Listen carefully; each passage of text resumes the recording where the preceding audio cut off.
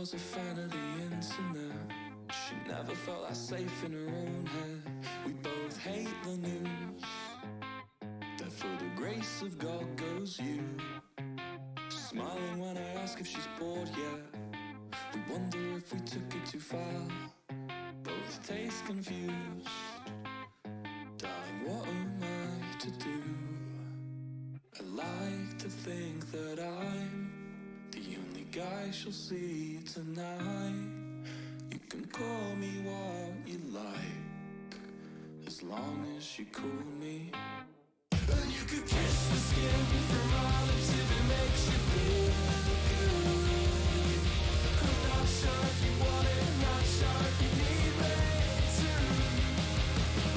And you can taste the bitter on every guy who talks to you. But you can't stay awake forever. No, you can't stay awake forever.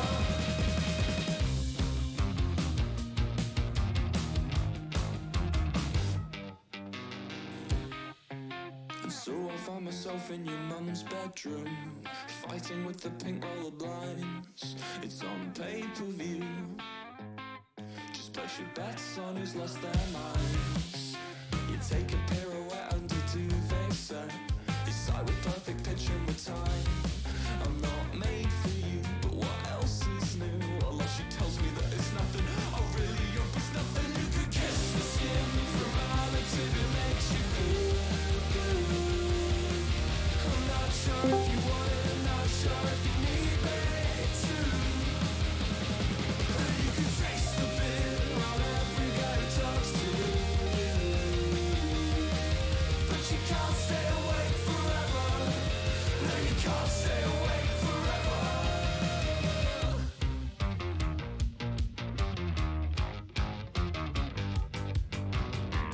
This just in.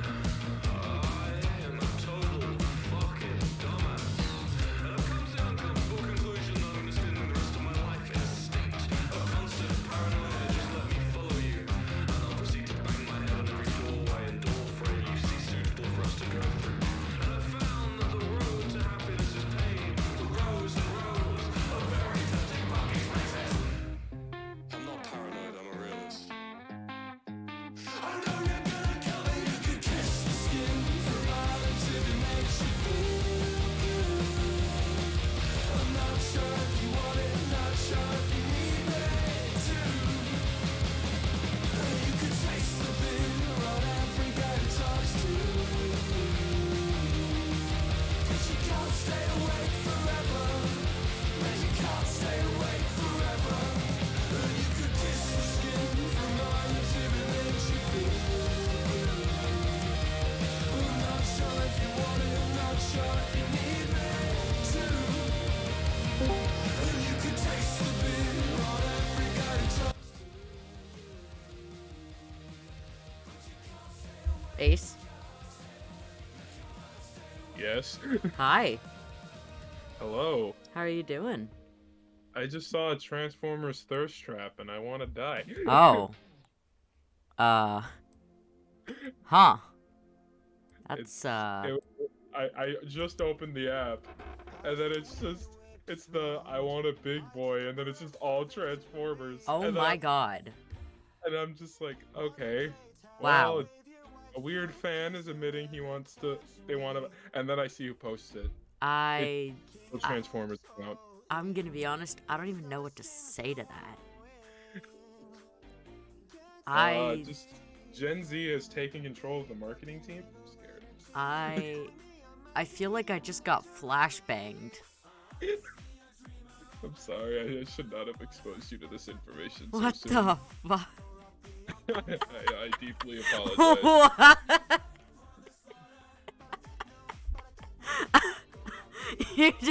you just come in like, I just saw a Transformers thirst trap. I apologize. I'm very severe and continuous. Oh my lapse in god. my judgment. I'm trying to upload my VOD. Wow. So I've been playing the first God of War, Uh-huh. and you know, Kratos is kind of a menace in the Greek timeline. Uh-huh. every second he does something, I'm just like, Kratos, please, this isn't the Dilf I know and love. Stop it. Wow. It's like, it's just, I feel, it's such a different game. I Like, I'm still not over the Transformers thirst trap. I'm sorry. I don't know if you want to see it to see if it's I real. I do not want to see it. It's literally just like slowed down footage of the movies. Oh, of course it is. Oh And my it's god. Optimus Prime and Bumblebee. And I'm like, isn't Bumblebee supposed to be the equivalent of a teenager in that universe? Oh god. I don't know, something. This just turned dark real fast. I like to think that's not the case. I would also like to think that that's not the case. For my own sanity. Okay, let me see. Which Transformers are now? Optimus. I think that's the new one who I don't know. Because this is for the new movie that's coming out this year. Oh my Okay, god. yeah, that's Bumblebee. Dude, I was gonna explain that like I'm really tired today, so I might be low energy, but like you just gave me whiplash that woke me right up. That's what I'm good for. I am wide awake now. Jesus fair. Christ. Wow. Yeah, I don't even know what to say to that. I'm just gonna open the game. You know what? We're just gonna play video game now. Fair enough. I won't be able to stay for long because my dog Rocket is feeling a little sick, so I gotta keep an eye on him. Oh no, poor doggy. Yeah.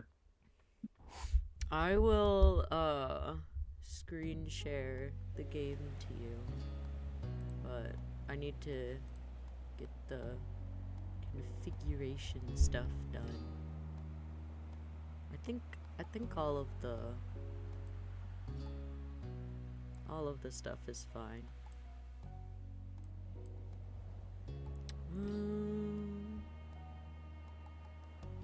I think that's good. Okay, so I want to preface the fact that I have actually like played some of this game before.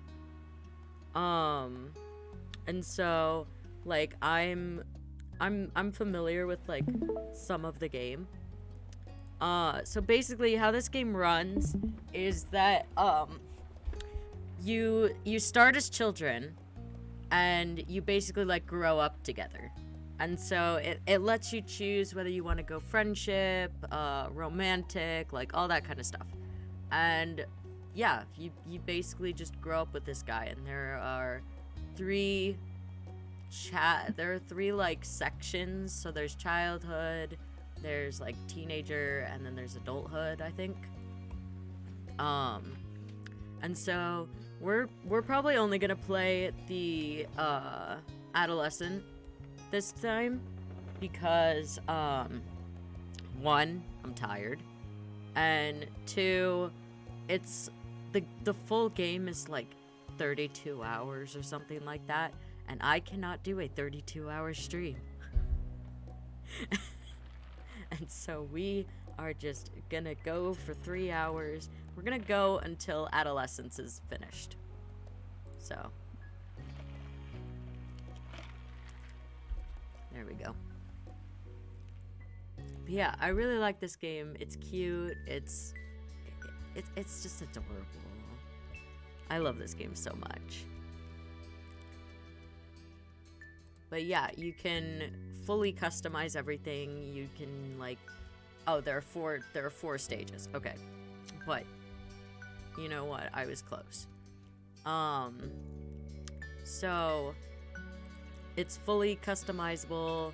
You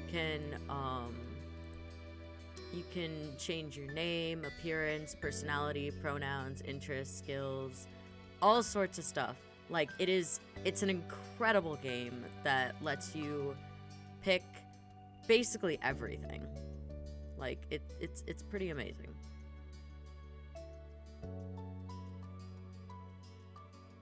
Nice. Yeah. Trying to figure out how to trick Carlbot into allowing me to add.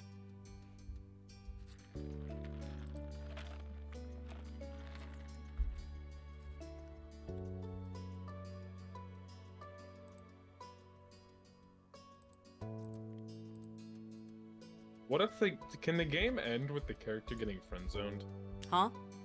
Can the game end with your character getting friend zoned? Only if you like basically pick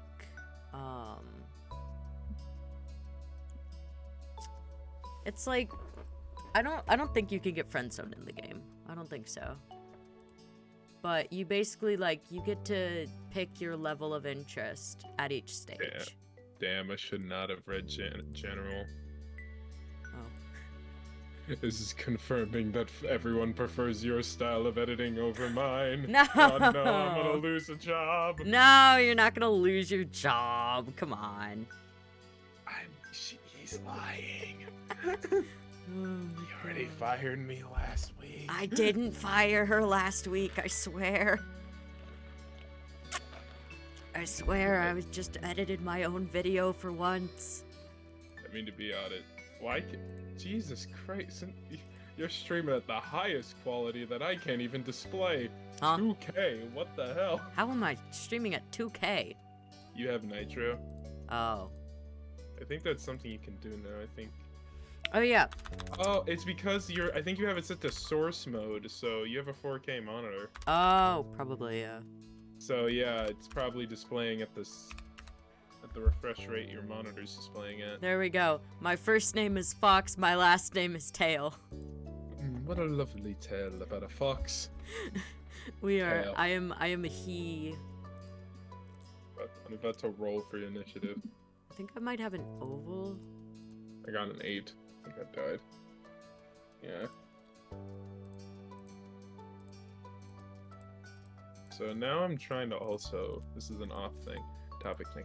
I'm trying to find a cheap copy. You wanna know what's funny? What? So when I was at school, I was like, oh, after I finish God of War 1 and 2, because I bought both, and when I finish them, I'm essentially just gonna play through the whole series to see if I just be like, yes, Kratos is now my favorite character ever made. I was like, oh, now I have to find a cheap, affordable version of God of War 3, and then I'll be all set. Was going to the gym, but Fox is live. It's 1 a.m. Why were you going to the gym at 1 a.m.? Gyms are open 24/7, or at least like normal gyms, not like college gyms like ours probably. I think mine closes at 11. Yeah, mine also closes at 11. That's probably like the safest time, you know, before it gets a little too crazy. Mm-hmm. I thought you gave yourself a beard. I did not give myself a beard. I was like, Fox, I thought you went on record saying you don't like beards. I don't. Like, you said that you would never grow one. But you can see that there are just so many hair options. It's like genuinely amazing. Just the amount of effort that they went into this game. I think my hair looks pretty much like this. You can never get the workout in too early. I wake up at midnight every day and start my day by going to the gym. Never work out too. I used to try Gotta to, get those early morning gains. I mean, there is evidence that supports working out early, like as soon as you wake up before even eating breakfast might be better for you, but Mm-hmm. that I feel like I'd be too like cranky. Honestly, understandable. So, this is a pretty accurate depiction of what I look like, to be honest. I can confirm I've seen his face. Yeah. Minus the hair. I do actually have blue hair. I will show it at the end of stream that I did, no, I don't sleep. It's gym from 1 a.m. to 12 p.m. 1 hour rest. I actually did know somebody who I worked with. Get over those the summer gains, CJ. The guy who I worked with over the summer, he used to have a job beforehand where he would be working 20 hours a day, Mhm. and would just have 4-hour naps in between. yeah. And I asked him, like, what about the weekends? And he said, I didn't even get weekends. I'd have to work even longer. I was like, dude, that job was terrible. And he's like, yeah, but it paid the bills. And I was like, I don't know why older generations don't care about their mental health that much. I don't know. Because, like, that was a thing all throughout that summer job. They were filled with a lot of, like, blue-collar workers. So, like, a lot Y'all of are them, getting like the best depiction of what I look like, to be honest. yo, it looks perfect. It looks So- 10 out of 10, just like the foxtail does. So I actually do have birthmarks and scars. They're just not on my face. I have a birthmark on my back and my knee, and then I have like, God, I have so many scars. I think I have a scar on my knee, on my arm, and then somewhere else. But like I have a lot of different I have a lot of scars. Hello, Welcome, AJ. Andrew. I thought you were... God, you're allowed. Why are you whispering? Andrew's Mild. sick. I am Oh. sick. I'm guessing it's gotten worse, not better. Well, Fox is at 130. Why are you that high? I have no Why are idea. you that high? Why'd you I'm turn her guessing. that high? Oh no, probably because I was deaf. There we go. You're probably deaf when you're back to full health. Birthmarks show weakness, so I got them I am deaf. transplanted. I'm sorry, what? CJ's being chaotic in the chat. Oh, Chaotic, CJ. I'm processing my video and then I'm waiting for. No, minutes, and then I Andrew, have to this go. game, like you get to really like customize your character. no. It's like it's super customizable. You get to pick like pretty much every aspect of them, including their name, their pronouns, just like everything. I'm opening Twitch so I can grind for points. I forgot to. Fox, I was forgot to robbed. Oh yeah, forgot there to we go. finish my story Arm, about my quest leg, to buy all the God of War Arm, games. leg. Twitch robbed I me have of my so points. many freckles everywhere. I'm not freckles at all. Clothing type. I have wear freckles. They're just pants. very, very light. I wear only pants at all times. I've never worn a top in my life. Yep, Fox walks around shirtless. Can confirm. I do. He don't likes know to if show off those non-existent abs. Stop! I don't know if that's a joke or if AJ's actually deadass telling the truth. No, I'm joking. I've never seen Fox shirtless. I feel like I'd be mildly concerned if I've seen Fox shirtless. I wear bracelets.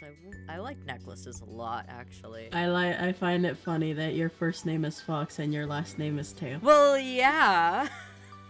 How Yeah, else am I so- gonna fit my whole username? I'm not gonna make my Yeah. first name Foxtail. yeah. God, AJ, though. Andrew. I don't I wear. had I don't actually tacos. wear hats My though. mom made tacos and they were delicious. Nice. Unfortunately, I couldn't stomach all of them because I'm sick. But Aw. Oh, I did no. eat 2. But yeah, so when it come, but yeah, so as I was trying to tell, Alright, I'll be right back. I'm gonna go set.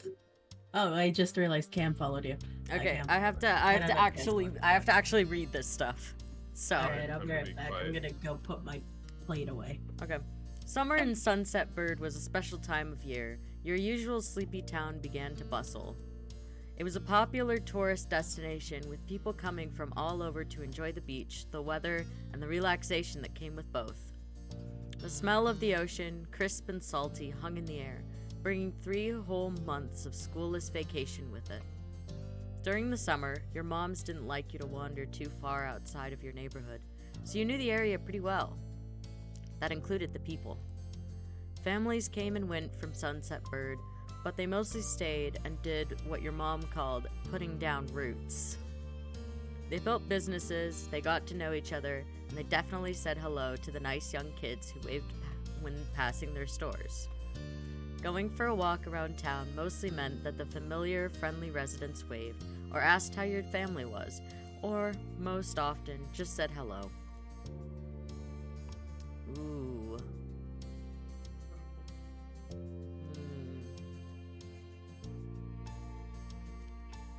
Yeah, you usually get like 3 to like almost 8 options like with everything. How to CJ 101. No birthmarks. Then gym 1 a.m. to 12 p.m. Get out with the ladies during that 1 hour. Work at the job at 12:59. Okay, but by God of War 3. So you is work based- for 1 minute every day. You should just work at the gym. Lol. Oh my god. But yeah, what I was trying to say, but then I forgot to finish. Just basically TDLR. I was gonna buy God of War 3, and I was like, oh, I'm gonna find a cheap way to get it. And then I was like, oh wait, I'm fucking dumb. God of War 3 was remastered on PS4, so I can just buy it on the PS4 store digitally. I have returned. Welcome back. I feel like, Angie, correct me if I'm wrong. I feel Yes. like if I know the people, like I'm familiar with them, I would say hi to them. If you know the person, yeah, you Yeah. definitely say hi. Okay. Because I'm gonna pick, you ended up saying hi to a lot of different people, since most of the tourists that came and went every summer were the same ones. Because, like, I would say hi to the people. I would say hi to people if I know them. Yeah. That's 365 minutes, excuse me. I'm sorry, what? You just need to look at CJ in chat. I don't think I want to pay attention to chat. CJ's being chaotic. Hey, just bought God of War 3 remastered, and whenever God of War 2 comes in the mail, I officially now own every fucking God of War game in history. Hug. You enjoyed learning all about where they were visiting from and hoped to visit those places one day too. But today, there was a man sitting on the curb outside your house. He was sitting with his head in his hands, his whole body slumped over, and you wondered if he was even a real person or a statue that had magically sprung up from the ground overnight. Whoever, yes. or whatever he was, you had never seen him before. One thing about knowing everyone in Sunset Bird was that people who you didn't recognize really, really stood out. It was rare for tourists to venture into the residential district, as your moms called it. So for you, not knowing who a total stranger was set off a lot of red flags. Your moms had a talk with you and your big sister Lizzie about this kind of situation before. I would listen to my parents. I'm a Don't very talk to good strangers listener. To sit out the curb. I am a very good listener when it comes Run to away. authority figures. You mentioned that some people aren't good to talk to, but other types of people can help you even if you don't know them. You remember that it's okay to run away if you feel uncomfortable. You don't have to worry about being polite then. I feel like my mom would tell me the middle one. Because I grew up being a Girl Scout, and so a lot of like learning about strangers was just like, you must talk to them because you have to sell cookies. Ah, yes. Go talk to a random stranger. You gotta make bank on them You Girl gotta Scout cookies, make dog. profit. Profit.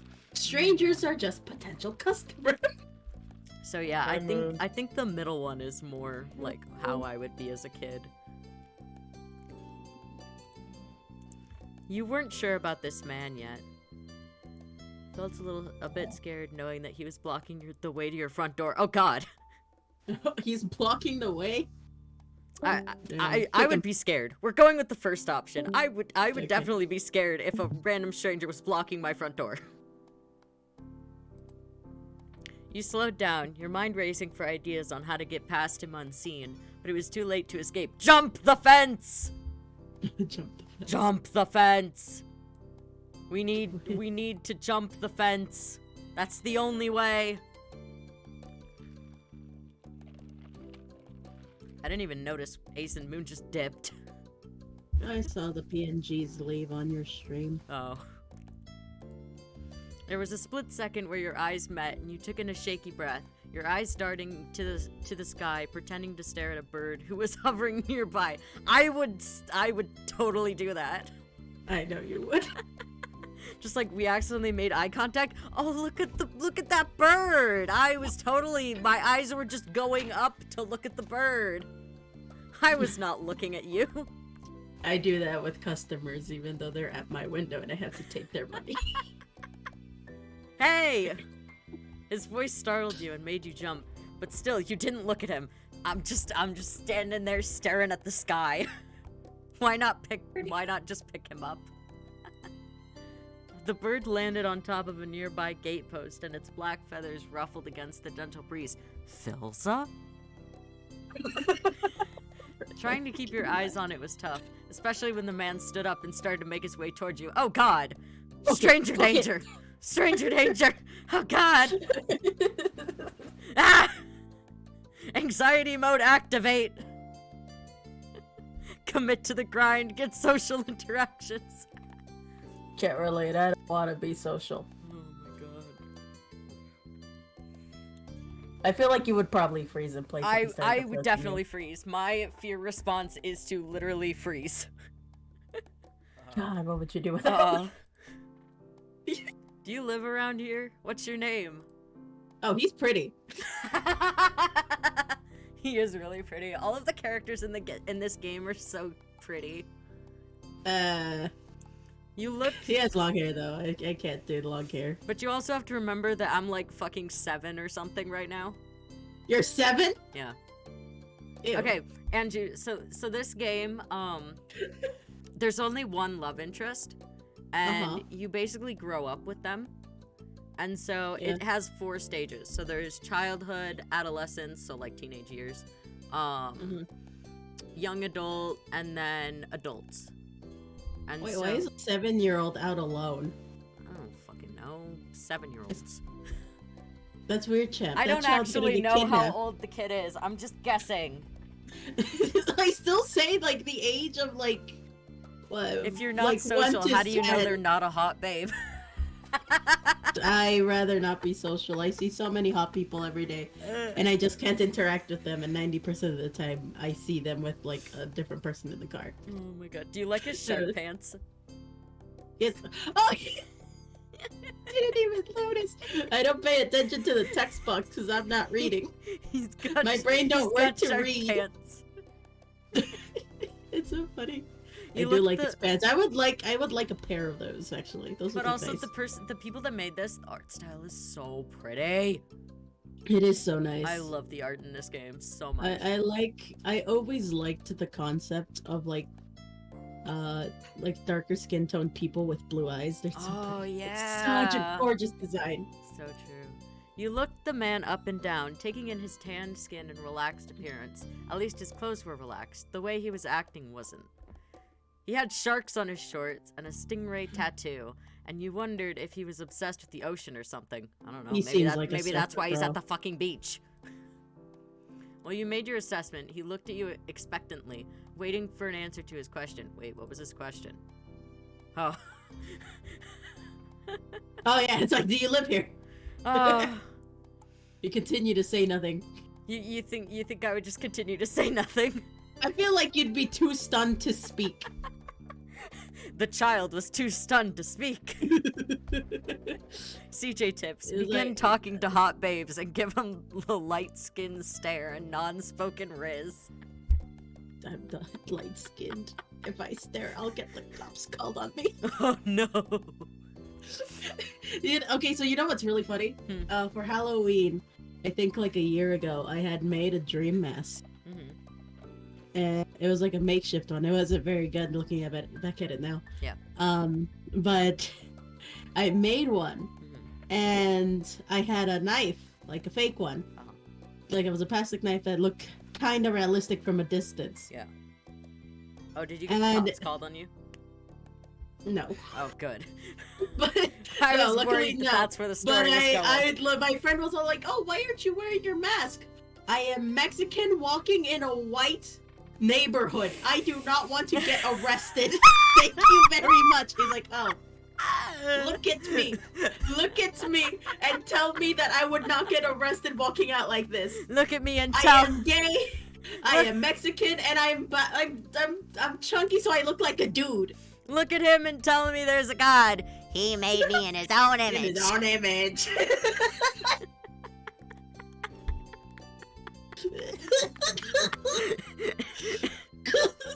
Yeah.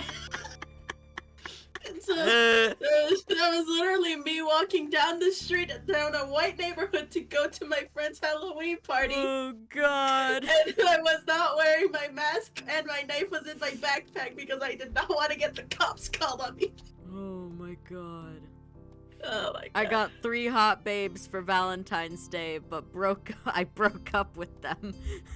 They did not have enough W shoes. I feel like honestly, I have like functioning anxiety. So like I feel like if someone asked me a question, I'd be able to respond. But I would not give out my name that easily. Yeah, probably not. I'd just say, yeah, I live here. That's great. You looked happy to hear it, giving you a broad smile. I don't like him. Oh. He's weird. Oh. Why are you giving me money? He's giving me money! He reached into his pocket and pulled out a clean $20 bill. It crinkled in his hand as he held it up to you. Even more confused than before, you looked back at him. Heh. We're a child, sir. Well, could you do me a favor? I don't trust that. Nothing bad. Sorry, I should have... Let me start over. He cleared his throat and stood up straighter. From where you were standing, it just made him look creepier. Right! I have a son. His name is Cove, who's about your age. Oh, you're gonna... Oh, that's sad. That seemed like a strange name for an actual living person to you. This guy was definitely obsessed with water. You thought that was I'm pretty gonna cool. be honest. I'm gonna be honest. Like me, I would just think that's a cool name. I think that's kind of weird, Chip, my friend. I genuinely don't think I would read into it that much. I mean, to be fair, Cove doesn't sound like that much of an abnormal name, considering those people who name their children Dove. Like, it sounds like a pretty normal name. I mean, I've seen people named Princess, so... Oh god, I hate those kind of people. They're always so stuck up. So, like, there are much stranger names than Cove. There indeed are. No offense to anyone named Princess, but, like, whenever I hear that someone's named Princess, I, like, think, did your parents actually want a dog or something and had a child instead? From Fox, maybe no offense. From me, though, there's one specific princess out there, and you could go fuck yourself. There you go. Like, I don't get the people that name their kids like Princess or Serenity or something like that. Like, if you are naming your child something that you would name a dog, I don't think that's the right way to go. That's like your kid coming out and you're like, I'm gonna name this child Corn.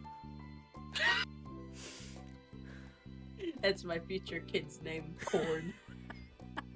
I'm gonna name your future kid Corn. Yes, and he could blame Fox for. Oh god. You'd never met anyone with that name. We moved in across the street, see? He gestured toward the house that had been empty for a year, his watch catching the late afternoon sunlight and reflecting off the walls. The gigantic "for sale" sign was finally gone. You must be Foxtail, right? I met your moms earlier and they told me you were 8. Oh, I'm 8. Okay. So I was a year off. Oh. I was a year off. Okay. Just well, alright, that's weird, champ. Still a full-grown like adult him, that's so- an 8-year-old. He shook the Hello, $20 you two. bill to Welcome bring it back. back to your attention, a hopeful smile tilting his lips at the corners. You know what Can he's you doing? try to be You know what friends he's with my doing? boy? He's buying your friendship. He's buying my buying friendship. your friendship. Just for give his it a kid. chance and you can keep this. He's a good kid. You'll like him. Do you mind? But you gotta keep it a secret too, okay? It wouldn't be friendly to say his dad sent you. I say your dad sent me.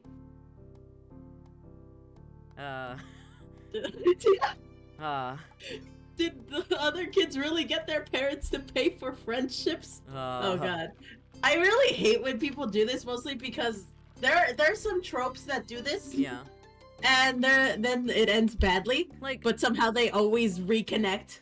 here's Oh the thing. yeah, it started out for the money, but I actually do like you. Yeah, like Look at here, that like trope. like this is the biggest What? thing that I hate with these kind of tropes. Like the Oh. level of trust that is broken as soon as that Yeah. secret comes out is just like heart shattering. I'm Like, sorry, but I'm gonna be honest, if you and AJ both revealed that Moon paid you to be friends with me, I'd block you, cancel you the next day, and then get you fired. I from mean, your to be job fair, in I real life. met you first before I met Moon. I think I How also do I met know you that? first before I met Moon. So I don't know You how should the do fuck something. Moon would pay me to be your friend. Yeah, I'm I would just not saying. accept money from a stranger without reason. Once again, but no, my point still stands. If any of my friends revealed that, hey, I actually was paid to talk to you, I'd block them, remove them from my life, and then get them fired from their job with no hope of employment. There's a bit of a backstory about why he's doing this later on. Okay, just no spoilers in the game. Try not to backseat. We're just picking options based on how I would respond to it. I feel like I would eye him. I feel like You'd eye this man. You just stare at him and like. I "Why feel are like you I'd either money?" eye him or I'd feel sorry for Cove, but like being 8 years old, I don't think I'd have a concept of like someone paying me to be someone else's friend and how It's like literally just fucked up free that money. is. So I really feel like I was a dumbass when I was little. Like I had no street smarts at all. I had no had social all the skills street at smarts. all. Yeah. Alright, I'm gonna get going. See you Okay. guys Okay. later. Bye. We're So all nerds. I feel like I would feel sorry for Cove. I don't know. I'm gonna pick feel sorry. This I, definitely as an wasn't the 8-year-old. normal way kids made friends. You knew that. What do you say? Want to make a deal? Run away! You don't. You... Run away! Run away!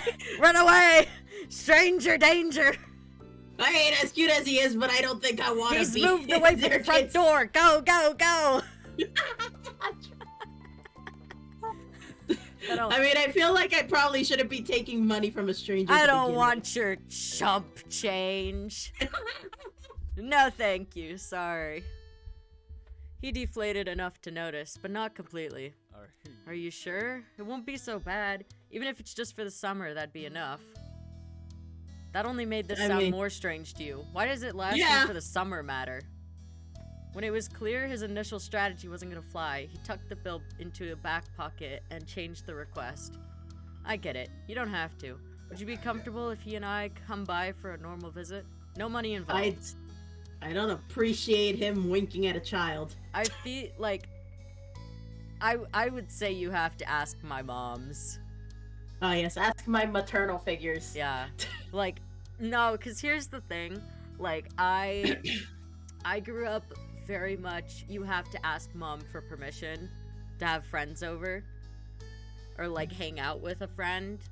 Even if it was like Yeah. literally just going across the street to meet my friend. Like I would have to tell my mother. So, this was very ingrained into my mind as a child. Honestly, same. So, you'd have to ask my moms. His smile got bigger again, his eyes crinkled at the sides. Of course, they invited us over earlier, but I'd like to ask you too. I can't read today. Two mothers? Lesbian love? Whoa! I know. Oh my goodness. I know. I love that this game has like so much representation. I love it. This game is so good.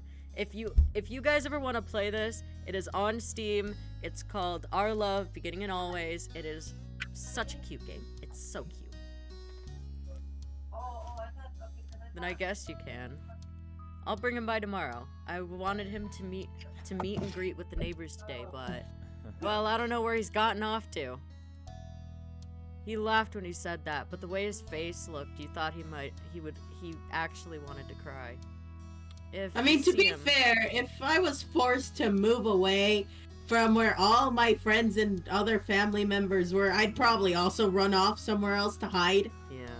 So I get it. I think it's only on PC, CJ. If If you see him, can you tell him to come on home? He's got a pink cast and glasses. He can't miss it.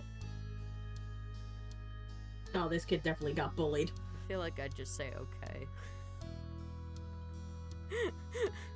I'd also say okay, yeah, sure. I'm not like the enthusiastic, like, sure thing, can do. I can do. I'm just like, okay. Yeah, Okay. alright. This definitely wasn't the normal way kids made friends. You knew that, but you were still going to help. The man smiled and reached out to pat you on the head. Paused before doing so, then pulled his hand away instead. No, I love head pats.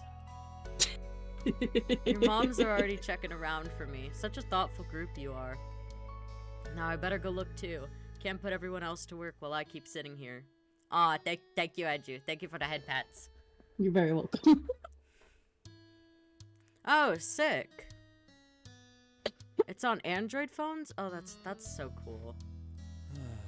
I thought he might come back, and that's not what's important. I have to go.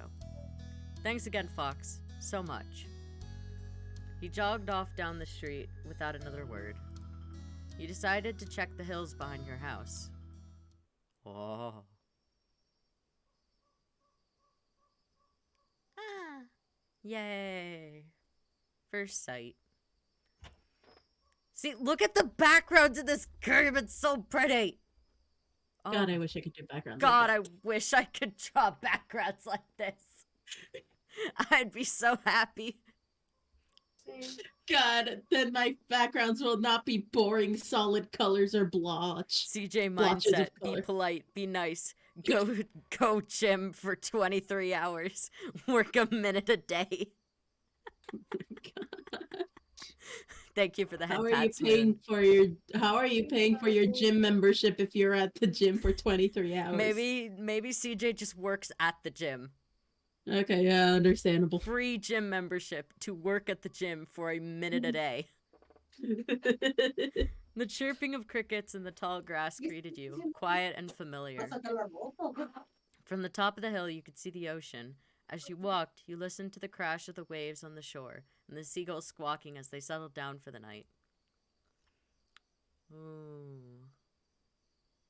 I love the beach. I love the beach so much. I would pick this one just because I genuinely I love the ocean. I love stories about the ocean. I love mermaids. I love the ocean. I love it so much. Sometimes you could almost convince yourself that you had seen the flash of a shiny mermaid's tail in the distance. You took in a deep breath. You wanted to try and relax and couldn't. You weren't sure what, but something told you weren't alone, so you glanced around. Aww. There was a boy sitting at the top of one hill, almost completely hidden within the long grass and white flowers surrounding him. His head was buried in his knees, staring ahead by himself. For whatever reason, probably just that he wasn't paying attention, he hadn't noticed you yet. You watched him a minute longer, feeling a little bit like you'd found a deer in the wild. Though deer didn't have pink casts. Deers don't have casts, silly.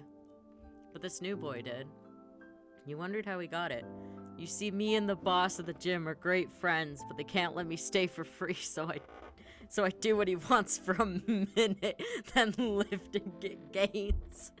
Oh my goodness. This is amazing CJ lore. I love learning this CJ lore. Oh god. After a few more seconds, you took a step forward, then another. And then he glanced your way. Freeze! Run away! Stranger danger! His aquamarine eyes reflected the light of the moon. You stopped, raising a hand to acknowledge him and show you weren't scary. I live in the gym. CJ brings the term gym rat to a whole new level. Oh my goodness. I'd feel like I'd ask, are you lost? Yeah. With a start, he jumped to his feet, his hands balling into fists at his side. He didn't say anything, just stared at you in a strange way. He's so cute! Look at him, little baby. Oh! He's a lot lighter than his father. I think that's just because his father is tanned. Like, goes out in the sun a lot. Huh. Yeah. Can't relate. He'd been crying. There were traces of tears on his cheeks and his knees, soaking the hem of his shorts, and his eyes were still shining with a few more. You'd obviously caught him off guard. His pink cast seemed to glow in the twilight, though when he caught you staring at it, he hid his arm behind his back. Something the man earlier had said stuck out to you. I can read. You see, I work out so much I got a 7-pack. Legit. Real. So true. Oh, goodness. Cove? His eyes wide, he studied you. How'd you know that? I met your dad. I met your father. I met your father. I'm an all-knowing being. It's one of the perks of being an Eldritch horror. You know, you could technically do that, make a joke to make him feel better. True, but that's a tactic I use on you. It is a tactic you use on me constantly. I mean, it works. It does work. It works very well. I feel like I would just say I met your dad. Damn. Oh. So, no riz. Is this your hill? He gestured with his uninjured arm to the patch of grass surrounding you, his face falling at the prospect. I can leave if it is. Ah, yes, I own this hill. He has very wavy eyebrows. He does. When you don't sleep for 16 years, you're all-knowing. While doing so, you also picked at a strand of lint on your leg. What a weird question to ask someone. Yeah. Oh. He sat back down with a thump, resting his chin on his knees again. Curious about the strange new boy with the odd dad, you sat on the patch of grass next to him. The pure white flowers that covered this hill rocked back and forth gently as the stars twinkled above. The way they dotted the sky made them seem like flowers too. What were you gonna say? Hey friend, your dad's weird, champ. The night wind was cool as it traveled over the ocean and up the hill, chasing away the heat from the afternoon sun. Why are you here? I don't think I'd ask why did your family move. That's a bit invasive for just meeting the guy. My third eye opened last year, but it hasn't opened since. Oh, goodness. A quiet hiccup escaped Cove as soon as you asked the question. Oh, I'm sorry! I'm sorry, I didn't mean to. I feel no remorse. I'm kidding. Almost like they'd never stopped, his tears started up again with a vengeance. My parents. They don't want to live together with me anymore. Oh. Poor kid. No, he's going through a divorce! The tears fell fast and heavy over his flushed cheeks, sticking in his dark lashes. My mom made my dad leave, and he took me with him, and now we have a house here, and I want to go home! Technically, you are home if now you live here. True. The outburst took you off guard. By the time he was done wailing, Cove's chest was heaving with exhaustion. He sniffled and removed his glasses, wiping at his eyes with the back of his hand before putting them on again. I hate this place. I want my real life back. I want my mom. I'm sorry. This is just my natural response to anything bad. Just, I'm sorry. Yeah. And then I'll get told like it's not your fault, and I'll just be like, oh, I'm still sorry. Now being genuinely legit, not my fake stuff, my family is divorced. Oh.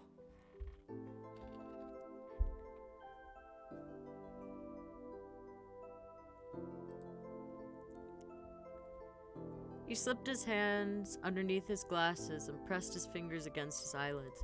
Cove wound himself up again for another long crying fit. You felt bad for him, being forced to come here with no choice. You couldn't imagine what it would feel like to live with only one of your moms, but it must be pretty hard. But from way off in the distance, you heard your parents. Fox! Cove? Oh wait, I heard him say Cove. Oh my goodness. Wait, no. Kids, where'd you go? But that never stopped the CJ grind. Yeah! Oh my goodness. Let's go! Cove looked at you, tears still clinging to his cheeks. Don't tell them we're here. I want to go home. Oh. Oh god. You're already lying for a boy you just met? Damn. No, they have like very soft voice lines.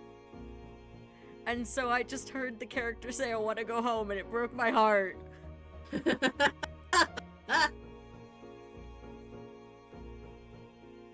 I feel like I would say it will be okay. You can turn up the voices in the config menu if they're too quiet.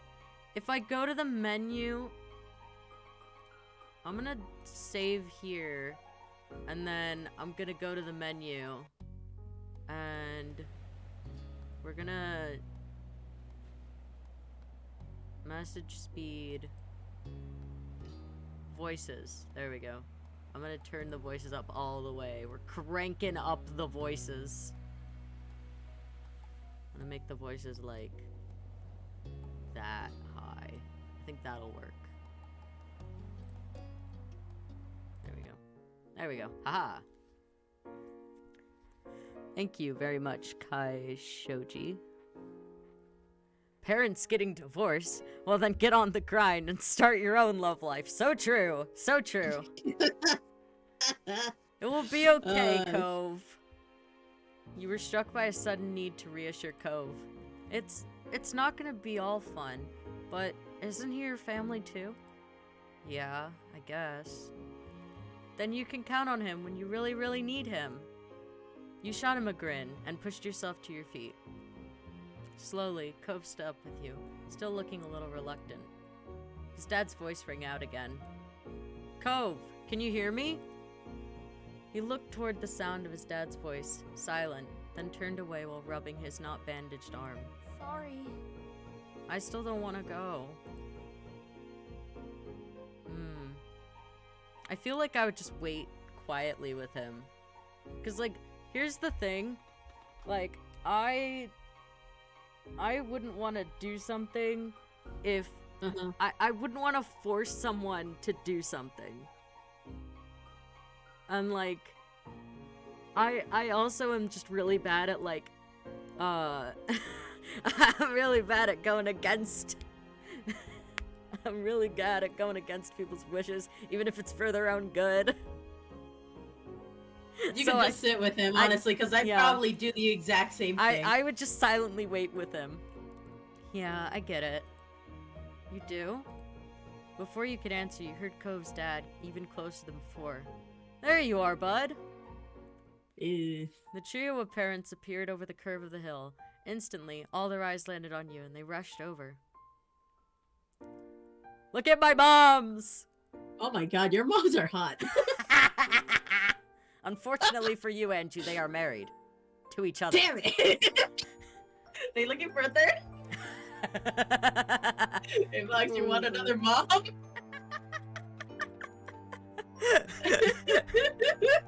Can I just counteract every one of your actions with this...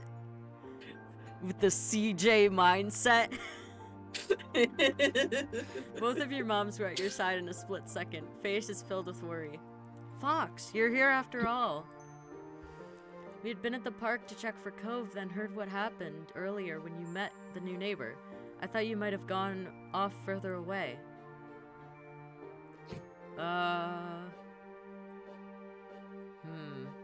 I would definitely not say, why is this such a big thing? Yeah, I mean, your two kids are missing. That's definitely a red flag. I would definitely see why it was a big deal. I feel like I would either say we were just sitting in the grass or Cove didn't want to go home just yet. Or we're okay. Angie, what do you think I would say? Knowing me. Which, this one is definitely off the table. We are not picking this one. Yeah, absolutely not. Absolutely not. I would not say that in a million years to my mother. I'd say, I feel like you'd probably say we're okay, don't worry. Yeah, I feel like I would say that. Replace the mothers. Get involved in the love life with Cove. Thank God you're both fine. Were you two having fun out here? You look over at Cove, who is wiggling against his dad's tight hug and pushing at his arms. Like, Father, release me! I think I'm gonna marry him. No. Damn, spoiler warning, game. God You damn. shrug. I recommend you just shrug. Like, I think I would say that I like him.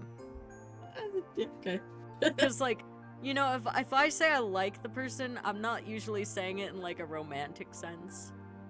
Like, if I say, like, I like him, then it's like, okay, he's cool, he's chill.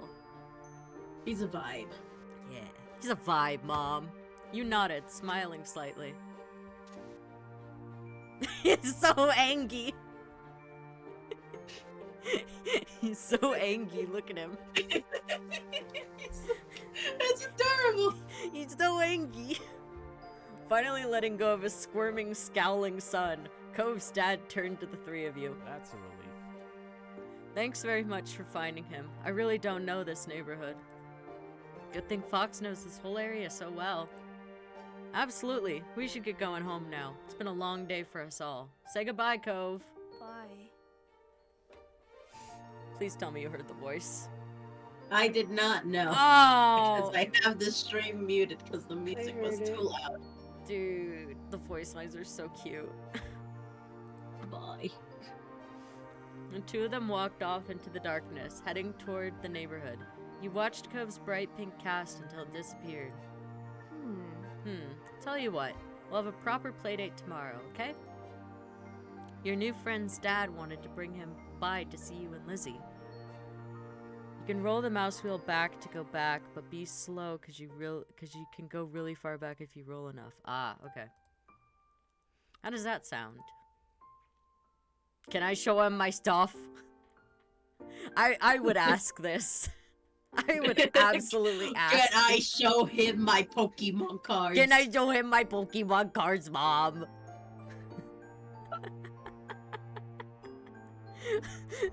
Mama, I want to show him my Pokemon cards and my stuffed animals. And my Squishmallows. And my Squishmallows.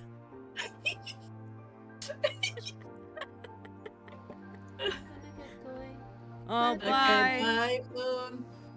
Bye-bye. Boy. Mama, can I show him my anime figures? Mom, can I show him what a total loser is? Show him the toys, see if he has your interests.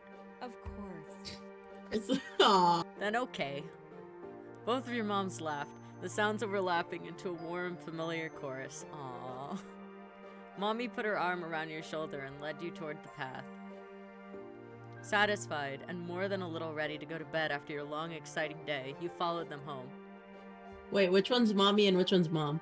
I think Mommy is the one on the left, and Mom is the one on the right. I'm dyslexic. I don't know my lefts and my rights. Can you see my mouse? Yes. Okay, Mommy is the one over on the comfort side, and Mom is the one on the interest side. I think. Oh, okay. I think so. Alright. Choose your Okay, feelings well. for Cove. This is how you feel toward Cove for this step. It can be changed in later steps. Okay. Oh. I feel like I would feel nervous because it's a new person. Mm-hmm. But you know, I think I'd be fond of him. Yeah. Like nervous, but you know, he's chill. Yeah, He's a vibe. Like he hasn't like. I feel like I would only be indifferent if like he like kind of pissed me off or something. Yeah, like if he first started as Like, he's just a dick at the start. yeah, if Pretty like much. if he was a dick to me, then I'd probably be indifferent. But you know, this is a good like stance on like choosing interests. You know. Uh-huh. Yeah. Ah, yes, love is locked. You don't love this guy. Oh my god. I'm gonna marry him. Chooses indifferent. That reminds me. That reminds me of something really, really funny that I remember drawing with like one of my old Begin friends. the love life grind. One of the things, like, we drew like characters, because we shipped our OCs together. She literally just like picked a random one. Ah yes, It was I have a actually direct surprisingly- crush. Oh, He's got little blushies with you, big crush. That's so cute. That's so cute. Uh. Oh my god. yeah. So what made it Aw. really funny, right, is that she literally just picked a random one out of the list, and it happened to be nobody. Uh-huh. And she later just made a comic Uh-huh. of both of the OCs, and was Isn't like, I nobody choose the guy that you one. want me to voice? Yeah. Don't worry, that Hell one is yeah, I single already just have like a you. ship. We don't talk anymore, so you no longer have that chip. Damn it. But I fuck English. He made a comic with like his OC and nobody. But, like, I choose that one, just like directly. I choose that one. That was what that quote reminded me of. Like, I Ah. want to marry him. I choose Crush that in one. step one is less of a romantic interest and more of a friend you feel you don't want to be away from. Gotcha. Like, I feel like since it's like our first meeting, I'd just be fond of the guy. I wouldn't have like an immediate crush. Oh yes, this is homie material. This is homie material. At the breakfast table the next morning, you finished your food faster than usual. Ah yes, I inhaled my food like Kirby. Oh my god, he became Kirby. I was like, Mom, watch my Kirby impression. Holla! When does the CJ mentality begin? Oh my goodness. Your Oh sister God, I lost Lizzie my had run pen. out earlier to go play, but you'd stay put. You can do a really It's cursed summer. run with the right choices, but you have to do it intentionally. Oh my god. Just like your moms had promised, Cove was coming over to hang out. Excited to see your new friend again, Fox? You nodded, smiling slightly. Oh, I got an achievement. Got you achievement. I'm nervous. I'm nervous. How sweet. Yeah, this is mommy and this is mom. How sweet. I'm so happy he moved in. Okay. With that said, are you done with your breakfast? Yeah, I inhaled it. Did you see how fast I went? I inhaled that shit in like 30 seconds. Mom, did you see me become Kirby? Mom, did you see me become Kirby? Did you see it? Did you see it? Mom. I don't know. Am I? I would say this. I would 100% say this. You know I would. My mother would whoop my ass. You know that I would 100% say this. You would say it, but I, raised as a Mexican child, would not. My ass would get whooped. Yeah. There are no bad options. Let's go. You gestured down to the empty dish in front of you, raising your eyebrows dramatically. Okay. Okay, we see. Good job. He should be here soon. Cleanup began, and then on cue, there was a knock. It was hesitant, like the person wasn't sure if they were in the right place. Still loud, though. God, that's a mood. We need to get a more obvious doorbell. Oh my god, that would like... We did not have an obvious doorbell at my parents' house. And so, like, because it was like way off to the side, and like when you're walking up to the door, you don't exactly like look to the side for the doorbell. And so, like, no one ever rang the doorbell. Ever. They just knocked. They just knocked. And, like, and it was like, we have a doorbell. and so, like, a few years back, after I moved out, my parents bought a Ring doorbell. No, this might have been, like, before I moved out. Anyway, they bought a Ring doorbell, and now the Ring doorbell is right next to the door. So now people ring the doorbell. Yeah. Oh my goodness. I know. Fox, could you get it? Okay, Mom. Wiggling out of your chair without really pushing it back, you made your way to the door. Hey, Tail family, thanks for having us. Mr. Holden, as your moms have called him, and his son were here. Cove looked different in the bright lighting of your living room, and when he wasn't crying. Roasted. Wow, what a cry, baby. With his dad standing in front of him and Mom and Mommy behind you, you and Cove looked at each other. Pleased to see your new friend again, you smiled at Cove. He smiled back with some hesitation. Ooh, there's a bracelet on my wrist. I feel like I would have a threaded bracelet. Because I like the really simple ones. I don't actually like when there's beads on a bracelet. You know, I'm not sure if you were ever aware of the trend of like a braided Friendship bracelet? No. I never had friends to get those. Oh. But We made but it in the Girl like Scout there camp was a like lot. this trend in my middle school where you got these like really long, thin plastic almost wires, but they weren't wires. Oh, I think I They know were what just you're little talking threads. about. And then they got braided into like a little square with like Yeah, four of them. and it looked like a checkerboard. Yeah. Yeah. Yeah. No, I know exactly what you're talking about. Yeah, that trend happened at my school. Uh-huh. I made it a goal Uh-huh. to make so many, and I sold so many. I made a solid You $10. sold them? I Oh sold them my because no one else at God. school knew how to make them. That's They were like, "Oh my awesome. god, that's so cool!" That- And then when they figured out how to make them, they stopped buying. that's So, amazing. Holy I made like shit. $10-15. Oh my god. Do you want to see my room? Do you want to see my stuffies? Do you want to play wanna with my, see my action figures? You want to play with my American Girl dolls? I had so many You American wanna Girl see- dolls when I was little. God, I had one. I think And I had, don't have it I had anymore. like 2 or 3. But oh no. You know what? You want to play with my Lala Loopsies? That's more accurate. That's more accurate You to me. I wanna play with my mommy long leg stuff? had so many Lala Loopsies when I was little. So I many. did not have any. I still have them. Like my mom kept them. Oh my god, I didn't have any. I will dolls seduce him with growing up. my Lala Loopsies. Oh my god. Take care. Let us know if you need anything, you two.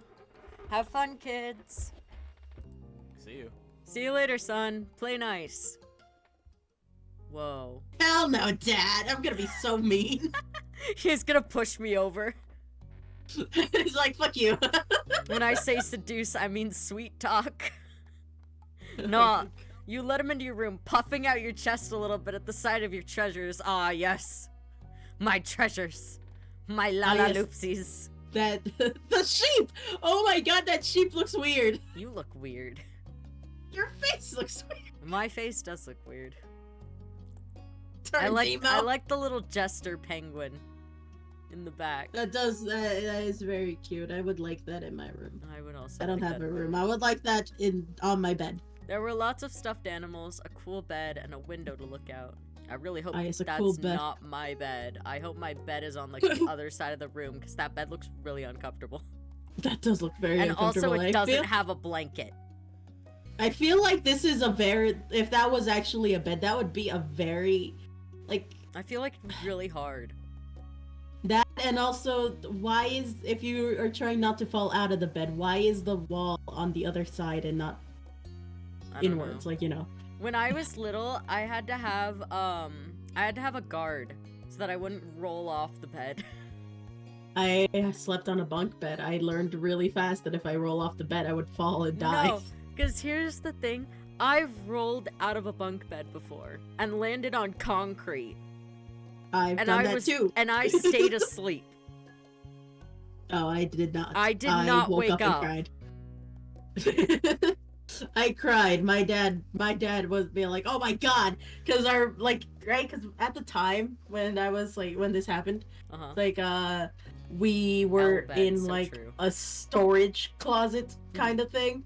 It was like a mini like a mini place that got renovated to be kind of like a really tight cramped apartment. Yeah. There was like a bathroom way into the back, and then there was the bedroom. Like it was the bathroom, the bedroom, and then going out was our kitchen. Like our kitchen. We did not have a living room. And it was just our Jussie. kitchen. Oh my god, terrible.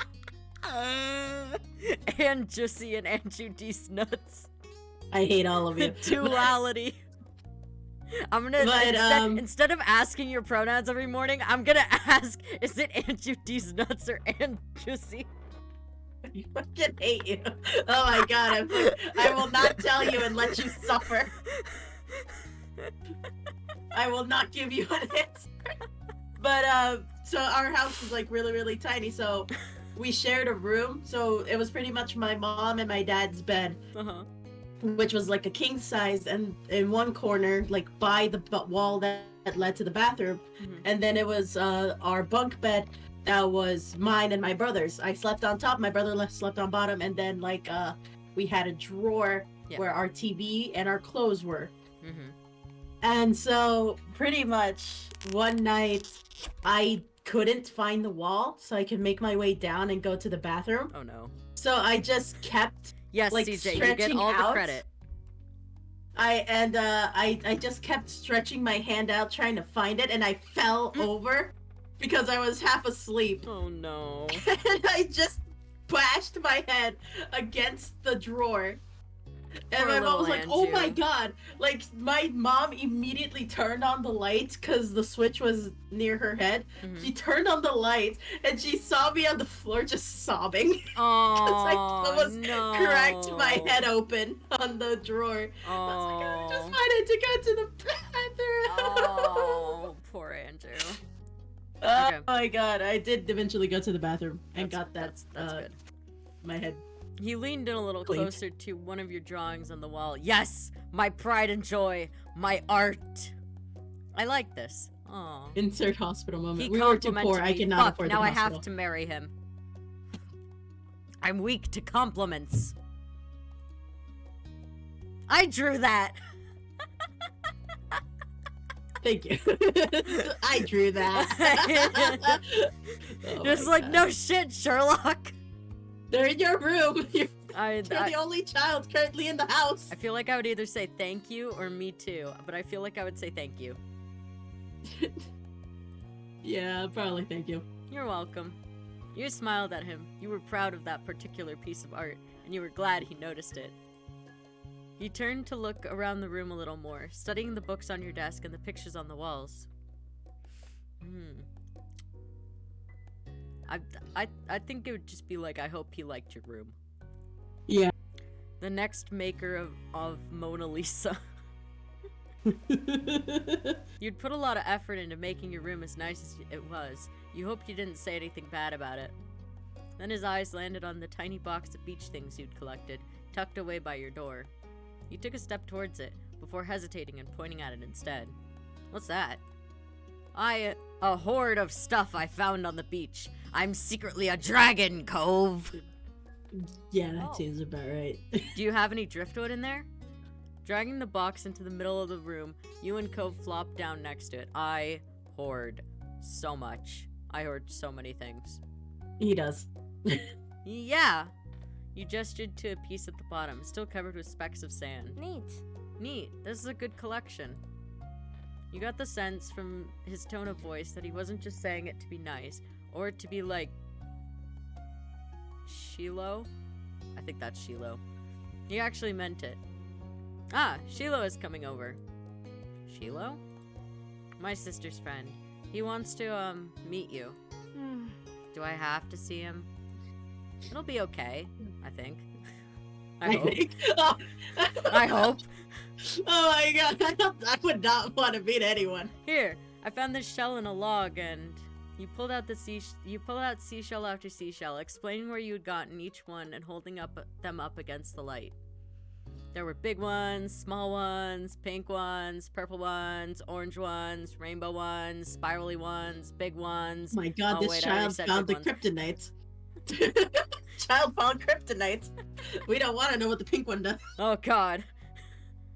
Wait, what if there's a seashell box and you're the one selling seashells by the seashore? Holy shit. Oh my God. Most of them you washed off at the bathroom sink when you brought them home, cleaning off the sand. Over the last few years, you even learned some of their scientific names. You had a lot of funny stories. Your voice faltered a bit, but you kept going as best as you could. I feel like any of these options would be me. Andrew, you get to pick this time. Which one is me?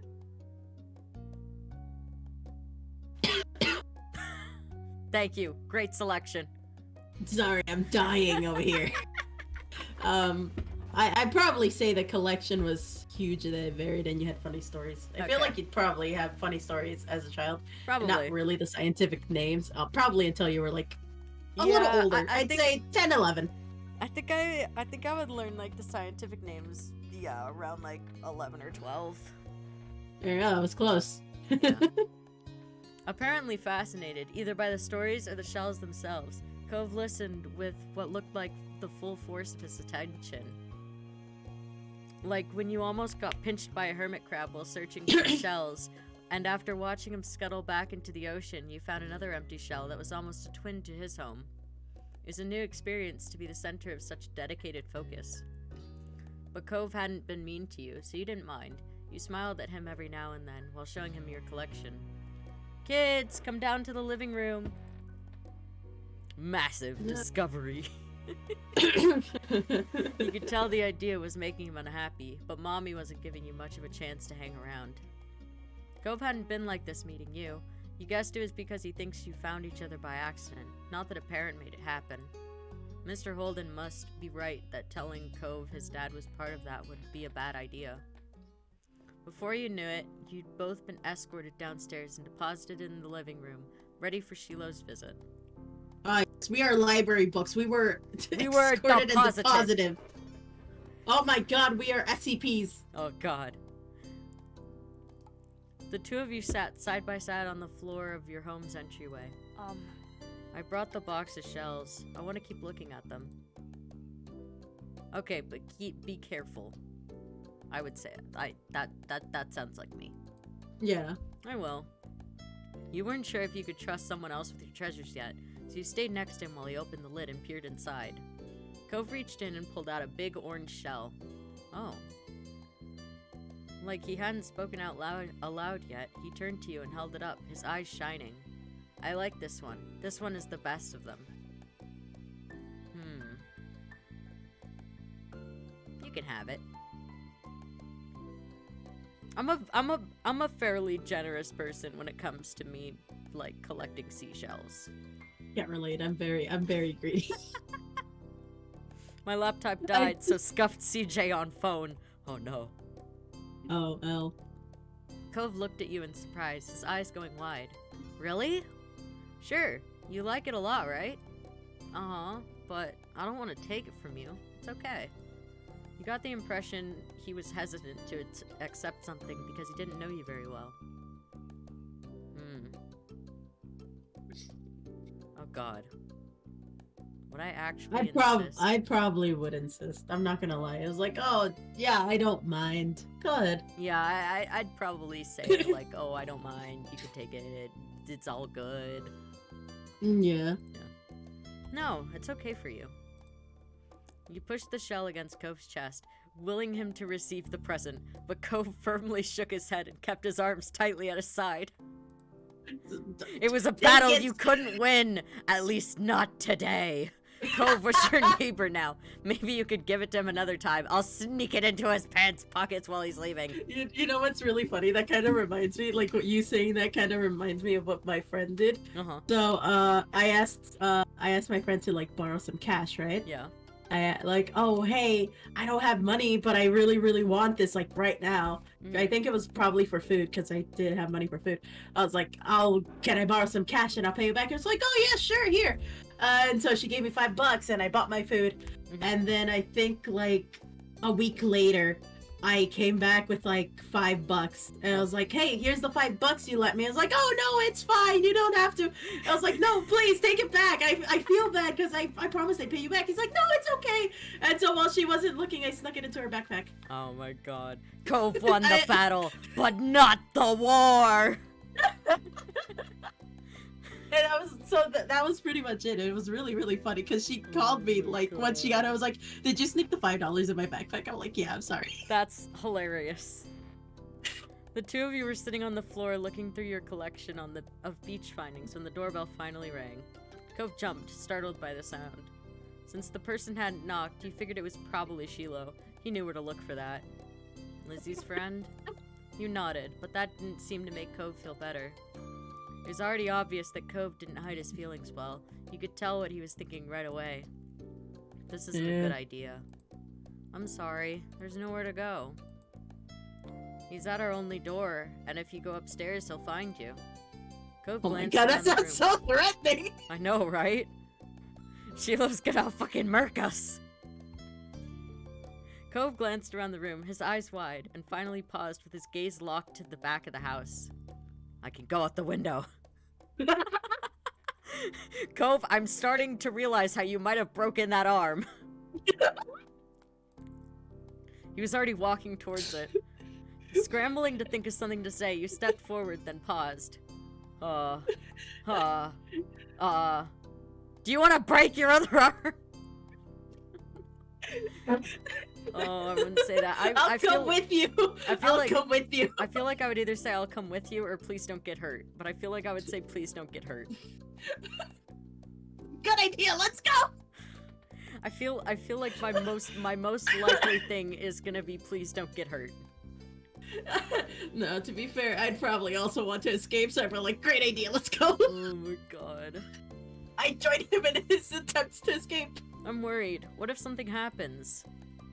The distance from the first floor living room window wasn't far, but you could tell it made Cove nervous anyway. He touched the cast on his arm.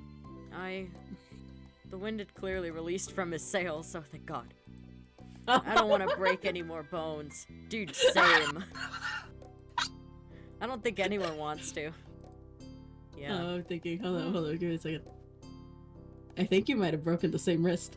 I did. Oh my god, it's meant to be. It's a true love story, people.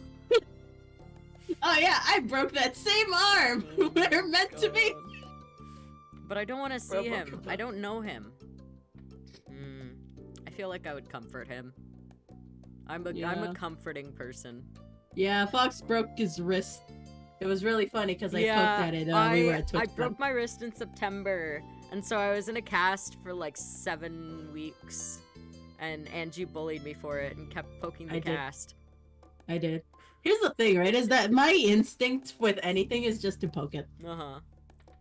Like, just automatically. No reason. No rhyme or reason to it. I'm just gonna poke. Yeah. You're right. Meeting new people is really hard. I'm sorry. Thanks. Shiloh poked his head into the living room. It was impossible to know for sure if he'd heard what you'd been saying or not, but you guessed that he had. Hi. Hi, Fox. Shiloh's so cute. Look at him. He's just covered in freckles. He's baby. And, He's hi, short. Cove. Cove shot you an uneasy glance. Hi. Hi. He looks annoyed. I was like, I don't like this kid. He does. I'm Shiloh. It's nice to meet you. I want to try to give him like a little lisp or something. Okay. Yeah. I don't think I'll succeed in giving him a lisp, but I feel like you're gonna forget about it. I am. I'm just gonna do a little voice for him. You have a lot of freckles. Right. I do. What are you guys doing? Trying to escape. Definitely not thinking about jumping out the window. We're looking at shells. Can I do it too? Awesome. Can I do it too? Cove shrugged, then looked back at your box of beach findings. What about that one? The plan for the afternoon, at least as far as you were concerned, was to sit and look at the beach things some more. You weren't really in the mood to do much of anything else, especially if Cove was having fun. You held out a recent find to Cove, a scalloped shell that had washed up on shore. It's a pretty color, kind of like my cast. The beautiful glittering pink did look a bit like the wrap around his arm. Pink is a nice color. I'm gonna forget to do the voices all the time. I know. Okay. Anyway, it's gonna be really funny. Is it your favorite? Not really. What is? Maybe green or blue. Might be yellow. You're very indecisive, Cove. I know. Oh, those are all cool. I guess. I guess. Okay, oh, geez, I Cove, never come broke on. a bone, just dislocated one in an awkward leg press. Oh. Can't relate. I've never broken a bone at all. I've cracked my skull open. Does that count? Yes. Oh, okay. Then I've definitely Your broken a skull bone. is technically a bone. Oh, then I have definitely broken a bone. I like those colors too. Awesome! Both of them smiled. Like usual, it didn't take long for Shiloh to get fidgety. Oh my god, the child has ADHD. Oh my god. Oh no. Lizzie was his favorite. Without her around, Sheila didn't seem to know what to do with himself. And Cove wasn't like your sister. He wasn't that much like you either.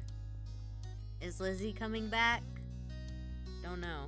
Aww. Where'd she go?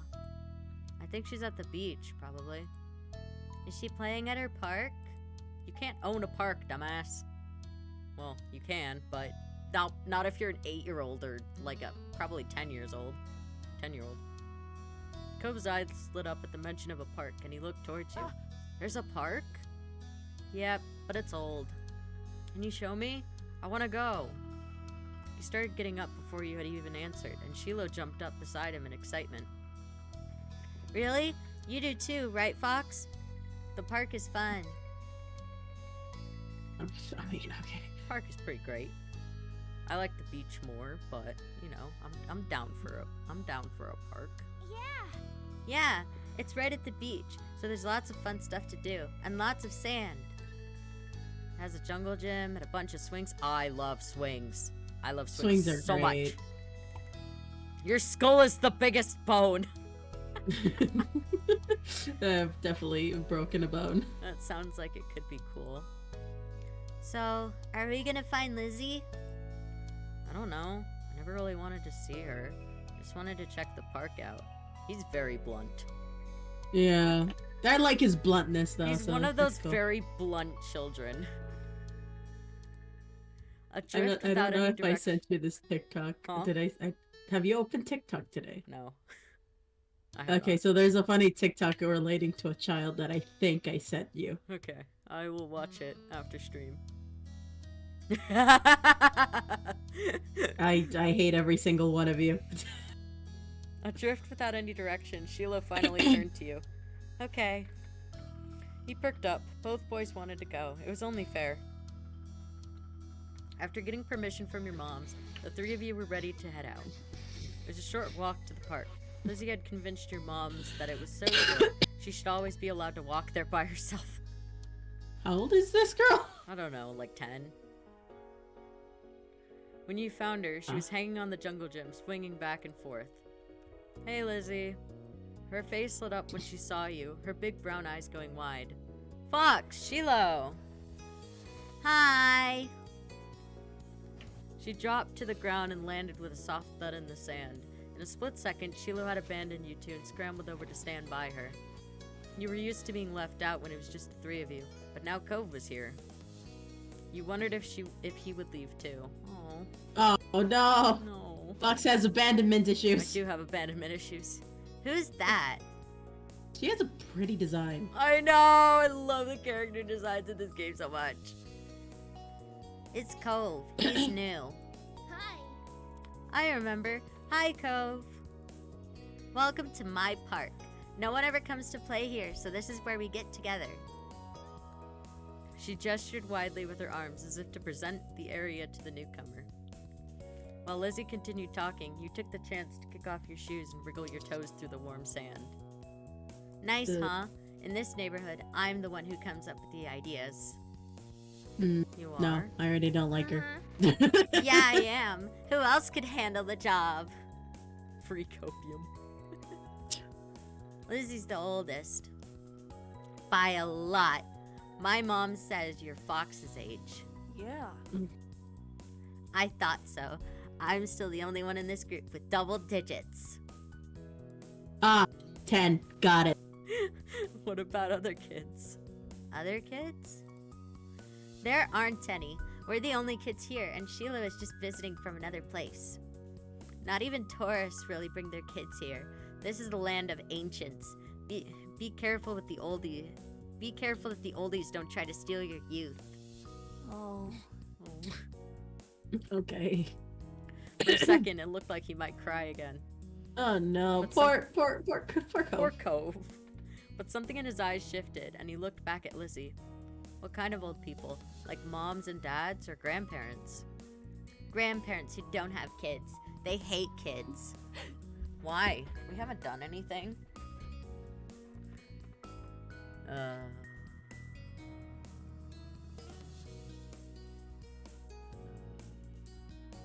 feel like it'd only be a handful of them that don't like kids. It's not all of them. I'm gonna go to the bathroom really quick though, because I really have to pee. Oh. Entertain CJ while I'm gone, or don't. No. I don't care. Don't leave me with CJ. Sorry, you'll have to be left alone with CJ for a little bit. I can't believe this. I shall return. Okay. I'm going to ban CJ, I swear to God.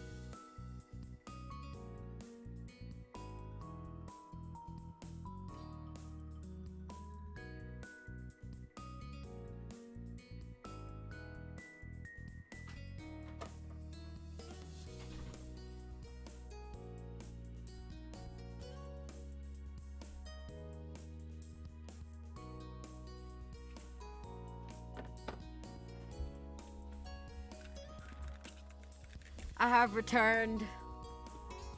I am back. Hello. Okay. Oh. Oh yeah, Nightbot does not like emote spam. CJ, why are you crying? Why are you sad? Only some of them don't like kids. You interjected quickly, hoping Lizzie wouldn't take things too far. Cove sniffled, his forehead creasing with worry. Why and Sussy leave? Stop, I'm serious. Okay, we're done with the Anjosy jokes. Oh my god. We're not gonna do any more variations with that. Angie's done with the joke. Angie's also sick, so we're going easy on Andrew today. Oh my god. You interjected quickly, hoping Lizzie wouldn't take things too far. Cove sniffled, his forehead creasing with worry. Lizzie was staring Cove down, but Cove wasn't even looking at her anymore. He didn't seem to care that she was there. He went into his own head. Andrew threatened me with the band hammer. Andrew! Andrew! Why would you threaten CJ with the band hammer? Because I can. You know what? Understandable.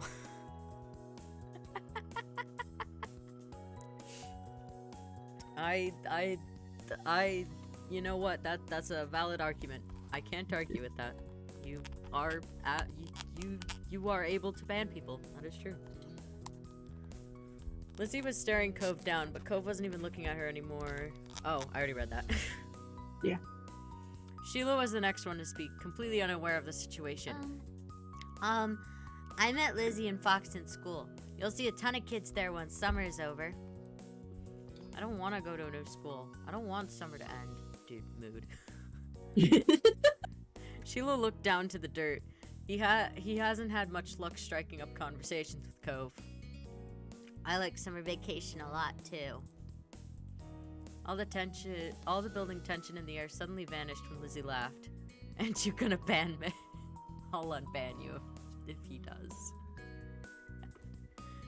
At Sheila's discomfort, at how weird she thought Cove was, at something else entirely, you didn't really know, but she laughed, face scrunching up. Okay. Welcome to Sunset Bird Cove. Take a seat, pull up your feet, and get used to it. Ugh. You'd offered him a small smile, and that, at least, looked to reassure him some. For the rest of the summer, Cove was always there. You saw him more often than Sheila, and on some days, when she was in a bad mood or busy, you saw him more than Lizzie. He became a staple of your everyday life, the way sun and lunch and the beach were. During your first summer together, you really liked Cove.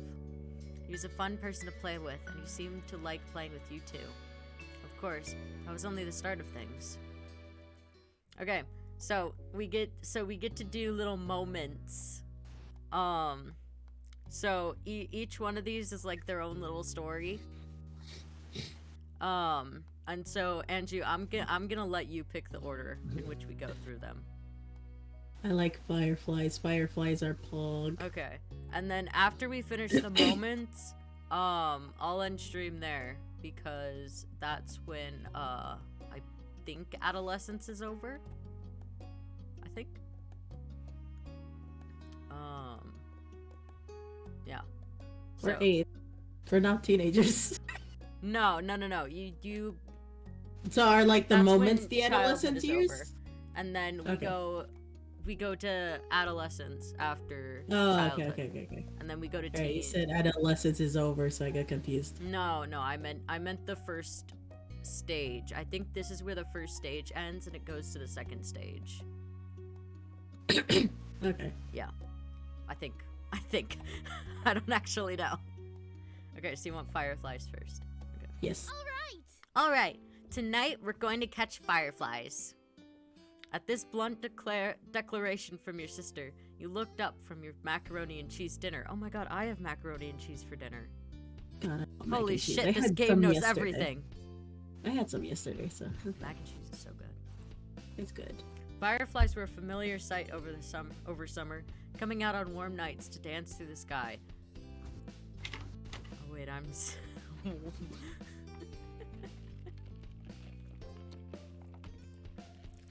I Tonight was needed the stream. particularly balmy. You knew there were bound to be a ton of them around. Oh, you are you? You start eating faster! Kirby mode! No, mother, I will not share my sustenance with We're you. going Kirby mode! God. I feel like I would just say, yeah. I'd say yeah and then start eating faster. It would go in this order. I look at my mother's, I yell yeah, and then I start eating faster. Start inhaling your food like Kirby. Kirby mode. You rocked lightly from side to side in your seat, already excited for your after-dinner activity. Catching fireflies was a great way to spend a summer evening, and you could already envision the little lightning bugs drifting through the darkened sky. That's a good idea, Lizzie. Can we, Mrs. Tail? Shiloh tapped his fork against the table excitedly, his face lighting up as he looked at Lizzie. You know, it must be so confusing for, like, a new person to come over. Because it's like, this is Mrs. Tail, and this is other Mrs. Tail.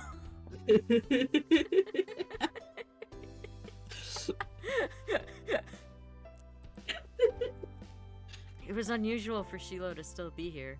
Like always, his mom had to bring him over really early in the morning before her job started. But normally, she would have picked him up by now. She called before dinner to let your moms know she'd be late.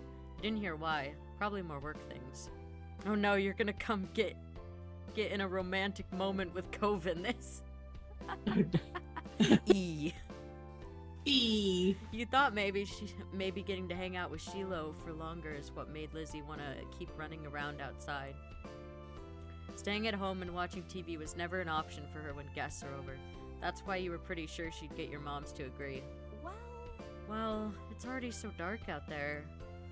Lizzie gave Mom the best puppy eyes she could, slowly spooning mac and cheese into her mouth while you waited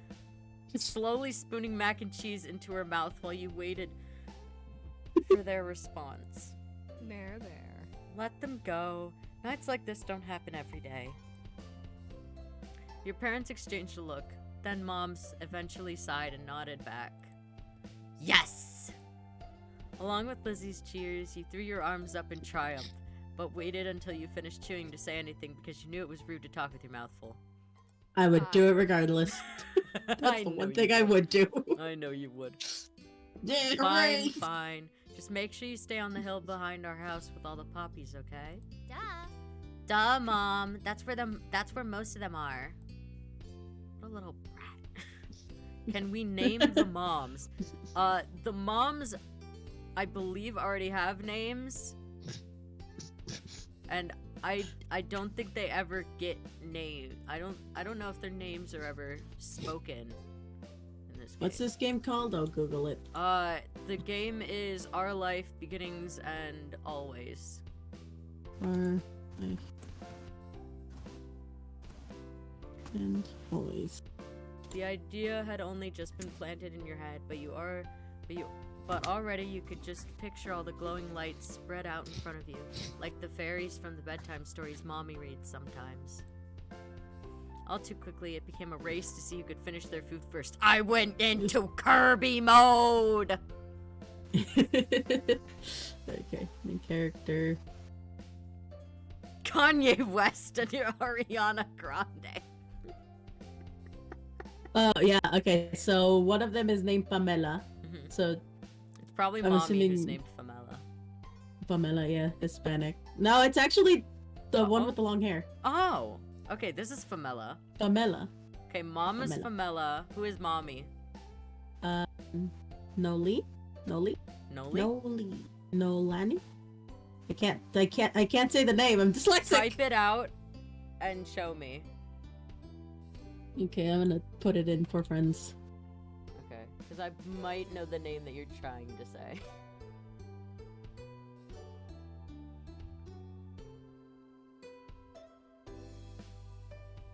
Sitting here waiting for Ange. Noelani, I think? Hmm. It might be. Huh. I don't know. not. Yeah, you know what? I kind of expected their names to be flipped. Yeah, I did too, honestly. We're just gonna call them Mommy and Mom because that is so much easier than saying their actual names. And I am not good at pronunciation. No choking at the dinner table now. I do what I want! It's not a phase, Mom. That's right. If someone died, we'd have to cancel the Firefly trip after all. That's a good point, actually. You know, she makes a good point. Mom said it like a joke, but you knew they were both telling you kids to slow down. No. Eat the food. Inhale like Kirby. Kirby mode! She loaded in immediately. When you glanced at Lizzie, you saw her still eating faster than she should. Elizabeth? Hey, that's my middle name. Jeez. No one's gonna die. Sheesh. Sheesh. Ching. Sheesh. A knock on the door interrupted Mom before she could no doubt scold your sister. I'll get it! Your big sister jumped out of her seat and ran over to the door, pulling it open without even looking out the window to see who it was. Huh? You shifted in your seat to try and get a glimpse of the unexpected guest. It's ya boy! Good evening, Cove. Your mommy had already walked to the door by the time you managed to see past Sheila's flappy hat. A big smile stretched across your face. God, I said that so badly. When you lifted your head and when you lifted your hand and waved, Cove's pink cast went up to return it shortly after. So How long is this man gonna have his cast on? Well, he came during... Oh, you're right. He's had it on for a really long time. How damaged was his bone that he has to keep it up for this long? Seriously. Like, you only have to wear a cast for like 6 weeks. It's not a long time. Unless he shattered his bones like Deku, I don't think he needs to wear a cast for very long. Yeah. Oh my god, is he secretly Deku's love child? Yes.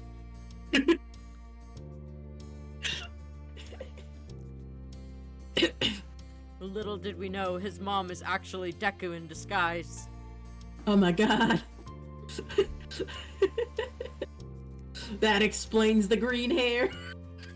With the power of one for all, he managed to have a child.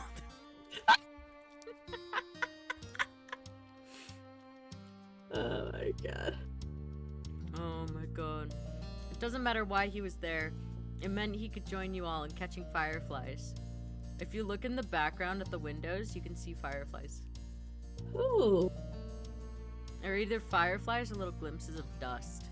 But there's like stuff floating around in the background. Then for a few seconds, I would see it if the Discord wouldn't make it so dang pixely. Then for a few Oh, okay, seconds, I see it. yeah, there's like a little speckle of dust flying around. Oh. Then for a few seconds, Cove said nothing. He only stood there and looked up at your mommy with a face almost like he was considering turning around and leaving. No! To be fair, mood. My dad told me to drop this off because I guess he borrowed it from you. Cove took a familiar screwdriver from out of his large side pocket, eyes now dropped to the floor. We left ours back at home when we moved. Great, thanks, bye! Thank you. Oh my god, that's dead! How dare you? It looked like That's your teeth. future brother-in-law, bitch! I can't believe you're doing that! Thank you. Here, why don't you come inside for a bit?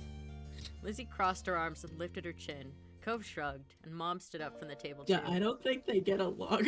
I don't think they get along either. I'll give your dad a call and let him know you got here all right.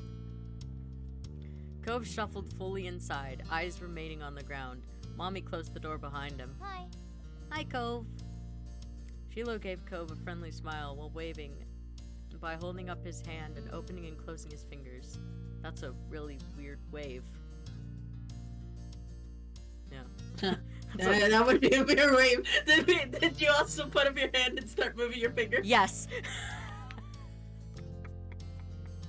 Do we both just like put up our hand and do it?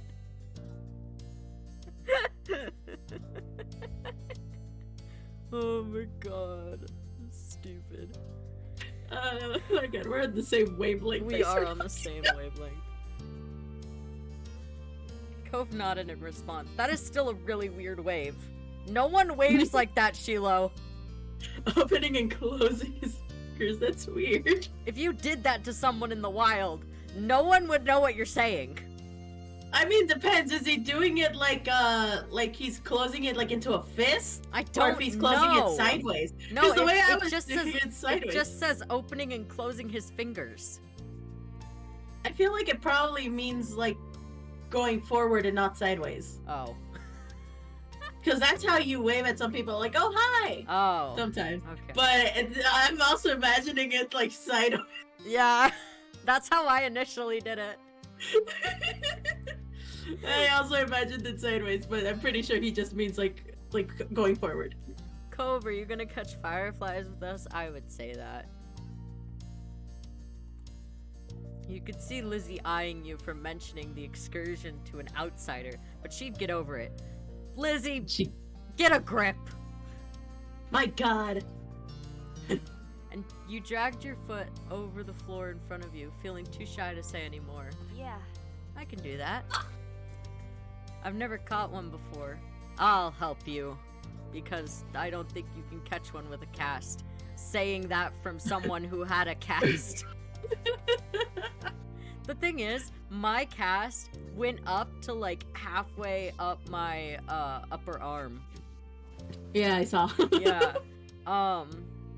Also, I feel like this is a very thin cast, and it's Oh yeah, like, casts are a lot more chunky than this. This is a- yeah, also another reason why I think this cast should have come up a while ago. Yeah. If I it's think- this thin, then the damage wasn't that bad. I think the thinness is just a stylistic choice. But I feel like I'd probably be able to move my hand in that thing. Like, this is the kind of wrapping I would do on my hand. yeah, If this my is wrist would definitely start to not hurt. how a normal cast looks. A normal cast will like go right up to your fingers. Yeah. You You like, would have no movement there. you do not have a lot of movement at all. Sinnoh region person trying to catch Cove in the Pokeball. I didn't forget chat, I swear. It's too bad he didn't have a chance before now. The fireflies weren't out when he first moved in. There must not have been any where he used to live. We can't go until after dinner. After she pointed this out, Lizzie walked back to the table and took her seat. There wasn't much left on her plate. Since this was very true, you decided to finish up your own stuff as well. Cove stepped closer and eyed what was on the menu for your family's meal. Have you eaten yet? Yeah, my dad and I ate earlier. What did you have? Eggs. Eggs. When your dad can't cook. To be fair, same though. My mom made tacos though, so I'm fine. Poggers. Don't worry, Anju. I'll cook. I can cook. I'm just lazy.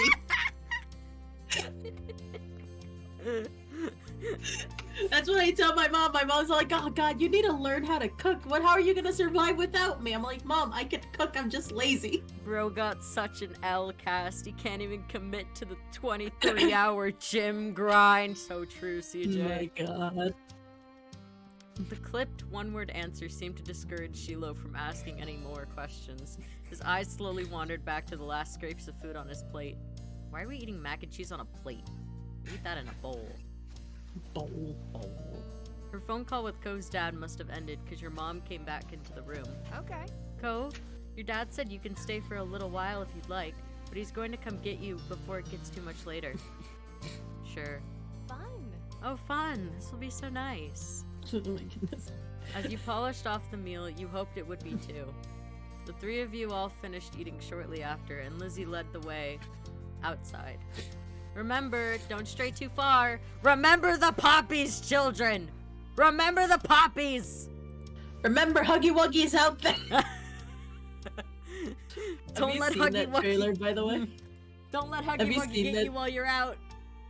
Have you seen that trailer, by the way? Like the one that Mobs Games released on their YouTube channel of Huggy Wuggy actually escaping the facility? Oh, I haven't. Yeah, he escaped, and apparently they struggled to find him, but he was behind a house. Oh, He practically towered over the house. you'll have to send that to me. Oh, okay. It's fine, Um. Mom. Shiloh trailed so closely after Lizzie that he was nearly stepping on her heels. Cove hesitated at the door. You smiled lightly at Cove, gesturing for him to follow. After a moment, he did. Bye. Bye, children. The two of you were a good 10 or 15 feet behind Lizzie and Shiloh by the time you walked outside. You pushed the door shut behind you, watching their figures get farther and farther away. Hurry up! You're so slow, Fox. We don't have all night. God. Going as fast as I can, Lizzie. You forget that my legs are like 2 inches long. I have short, stubby legs. I'm I a have toddler. tiny legs. You start to Oh my run God. when you heard Lizzie's voice calling you, but paused when you saw Cove still walking at a relaxed pace. I'll walk with him. I'd walk with him. Yeah. You fell behind, sidling up next to him and matching his stride. He noticed right away. It's okay. You can go ahead if you want. You smile and shake your head. Look at the fireflies! The last meme of the night from me is Huggy Chubby. It's Huggy Wuggy's brother. Huggy Chubby. Huggy chubby. It's like the opposite of Huggy Wuggy.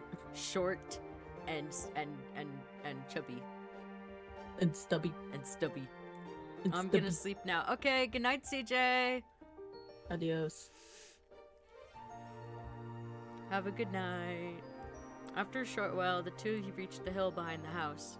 The fireflies were out in full force, floating on the breeze, their gentle glow winking in and out and creating almost a magical effect. Lizzie had already climbed to the top. Sheila was spinning in circles somewhere around the middle. Wow. Sheila took a moment to come over and welcome the both of you to the hill. Hi, guys. It's really great out, huh? See how many there are? Yeah. A firefly danced through the air, landing on Cove's sea green hand.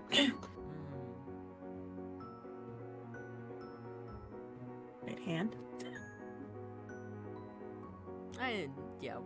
We'll pick the giggle option. Commit to the crime and make up funnies while I'm gone. I bet I'll be back after I don't fall asleep. Okay.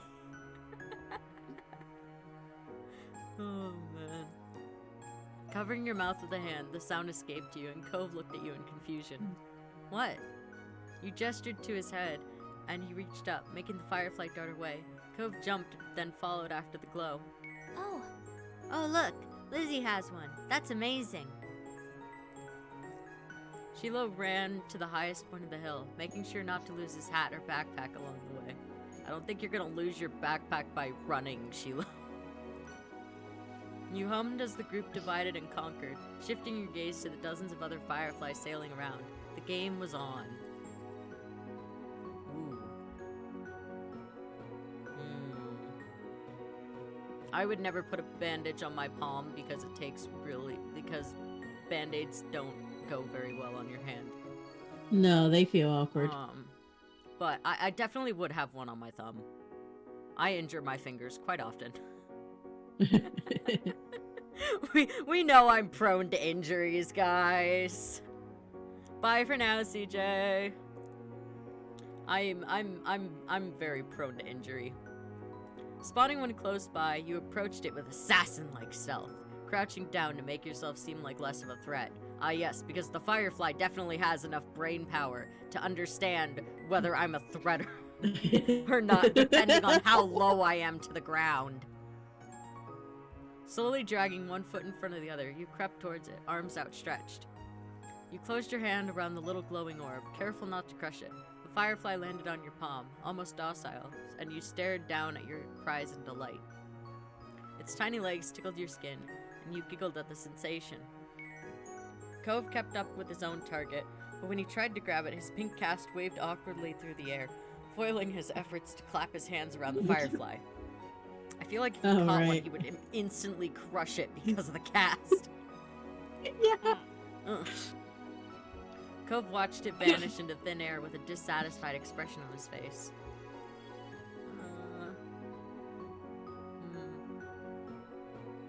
I'd probably tell him about the firefly in my hand.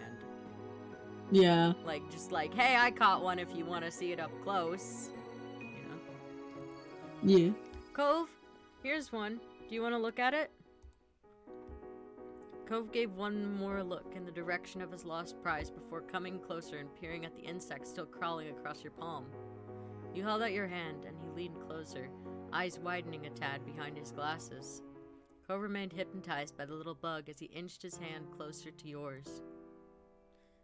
Ultimately, he settled his fingers lightly over top of the ones you were holding open. It tingled. I stay still. You were so nervous you thought you stopped breathing, but no matter what, you didn't want to scare the shiny treasure. Oh, look at how cute this is. The firefly, noticing the new connection, crawled up onto Cove's hand. He quietly gasped. It worked. Yeah, you got one. Cove's lips turned up into a slow smile, and his eyes shined brighter than the bug. Thanks, Fox. With an awkward laugh, he gave the palm of your hand a friendly smack, performing an awkward low five. Nice! Nice. Startled by the extreme movement, the tiny light disappeared before you could even blink. Your firefly was gone. Sorry. Sorry. Aw. I forgive you. It's okay. Oh yes, I'm gonna scold you for making me lose How my firefly. Dare you make my firefly fly away when there are like 50 million other fireflies in the air that we could catch? How dare you? Oh, dare. No, I'd forgive him. I don't think I would cry over losing a bug. Yeah. That's okay. I couldn't keep it forever. You're right. Right. Bugs have to stay outside. I took a ladybug into a classroom once. Yeah, the only When I was in, like, bug-related story I have. I think I was in like second grade or first grade. I think I was in first grade. I don't remember if I told you this, but when I was in middle school, Mhm. there was this kid who tried to bug the fuck out of me, like almost daily, because we were on the same ride, but I didn't give a shit. Yeah. Because I was depressed. Mhm. So I stopped giving a crap. And this was like the info chat arc for Andrew. Like, you know how I had to have information on everyone so they'd leave me the fuck alone? Yeah. So this kid, he was all like trying to be really annoying, you know? Like, he was just really, really annoying and I hated him. Yeah. And I just had to just sit there. And one time he approached me during lunch and he shoved a bug in my face. It was a dead cricket. And he put it in front of me. And I just stared at it and then I hit him like, what, do you want me to shove it in your mouth? And he was all like, he just grabbed it and backed away. Oh my god. And the funnier thing is that kid had a crush on me. Oh my god. He Wow. had a crush on me. And I knew he had a crush on me. This was like... That'll I'm dissolve pretty sure that crush pretty quickly. It didn't. Oh. And the funny thing is, right, is that my best friend had a crush on him. Oh my god. Like, my best friend had a crush on him, he had a crush on me, and I fucking hated everyone. Wow. Oh my god, it was hilarious. That's And funny. the only reason that stopped was because at work he was being really annoying and I told him to shut the fuck up. That I was fucking sick of him. Because we worked together for like a couple months. But he got, I think he got fired because he was doing drugs at work. Oh. He worked kitchen. I think you told me about him. I think so, yeah. It was weird. Anyway. Back to game. Game. Let's get another. You decide to collect more. Uh-huh. We can work together. His face broke out into a wide grin. We'll get a bunch. Wiggly brows. Aw, Wiggly brows. wiggly brows. Wiggly brows. With renewed vigor, you ran out into the hill. You're not sure how much time passed while you were in the thick of it. All you could focus on was the adventure at hand. No critter was safe from your grasp. We killed them all! Oh No. no. At first you tried to keep a tally of how many you had caught, but once the number grew higher than 10, you had no more fingers left to count with. No, my We hadn't goodness. learned to count that high yet. You were having the time of your life, racing up and down the hill with the crash of the ocean and the sound of everyone's laughter echoing in the background. Fox, this way!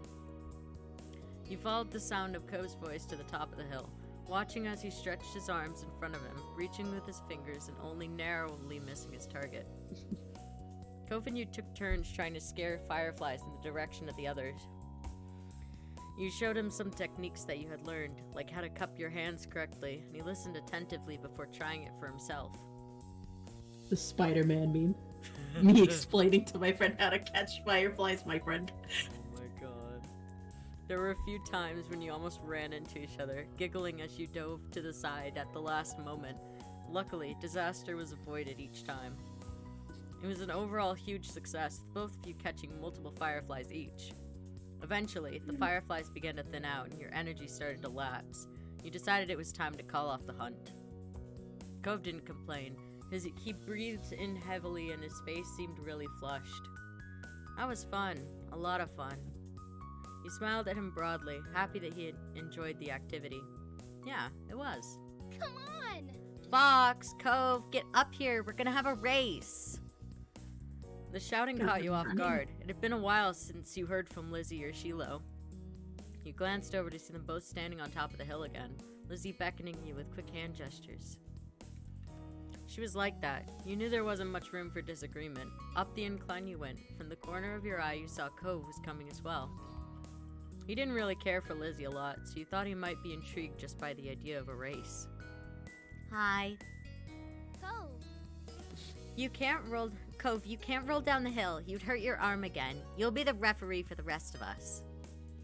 As Lizzie pointed this out, Kove froze in place. Oh, it was that kind of race. He frowned down at his cast. That was the second time it got in the way tonight. What? Yeah, you'll watch and see who gets to the bottom first. That's important. Got it? I guess. The cast was sturdy. If he was really careful, he could have done it. Lizzie might have just been looking for a reason to make someone else be the referee, but it was already decided. Should I race? Or should I stay with Kove? You know what? I'd probably stay with Kove. I wouldn't want to race. Yeah. I think the last time I played this game, I stayed with Kove. So, I'll stay with him again. Really? Really? Why? You don't have to. It's okay. I want to watch. Look at the face Lizzie's making. Just like, how fucking dare you? I mean, I would love to if Discord would stop making it so damn pixely. Looks like AR art. Oh no. With how pixely and deformed it Oh looks. no. Okay, yeah, now I see it. You're just like, how fucking dare you go against my iron will? The audacity of The this. audacity of this boy. You moved beside him on top of the hill, even though Lizzie eyed you and made a face. That's not how races work. We only need one referee. Shrugging your shoulders, you refused to budge, and Lizzie let out a huff before throwing her hands in the air. Fine, I'll be the winner, whether you join or not. Oh my god. Bully. My eyes are tired, my brain is tired, but uncomfy. Oh no. Lizzie moved to lay down, and Shiloh did the same. Kove stood slightly to the side to get a better vantage point, and you stood next to him. Countdown. Kove stood up a little straighter. It seemed like he was taking his newfound referee duties seriously. 3, 2, 1, go! Lizzie and Shiloh took off, letting gravity do the work and rolling at high speed toward the bottom of the hill. You and Kove leaned forward to watch them go, eyes peeled for which of the two would reach the bottom first. They were both neck and neck until about halfway down the hill, Lizzie started to veer off to the side, giving Shiloh a huge advantage. She obviously hadn't noticed a thing, and as soon as Shiloh reached the bottom of the hill, he jumped up excitedly and threw his hands in the air. I'd also, you know what? I'd out of sheer spite would lie and say Shiloh won. The lion, the witch, the wardrobe, and the audacity of that bit. I won! Almost immediately, he fell back onto the grass, still dizzy from his roll down the hill. Lizzie stomped out of the bush she had ended up in, spluttering angrily and brushing leaves off the front of her dress. Not bad. You got lucky. Let's do it again and see who wins for real. Okay, wow. Kids, it's time to come in. No! You snickered, feeling grateful you hadn't been part of the mini debacle. You caught Cove's eyes and saw that he was doing the same. It had gotten late, and it was beginning to feel just a bit chilly as you made your way out of the hills, but the cold in the air hadn't dampened anyone's spirits.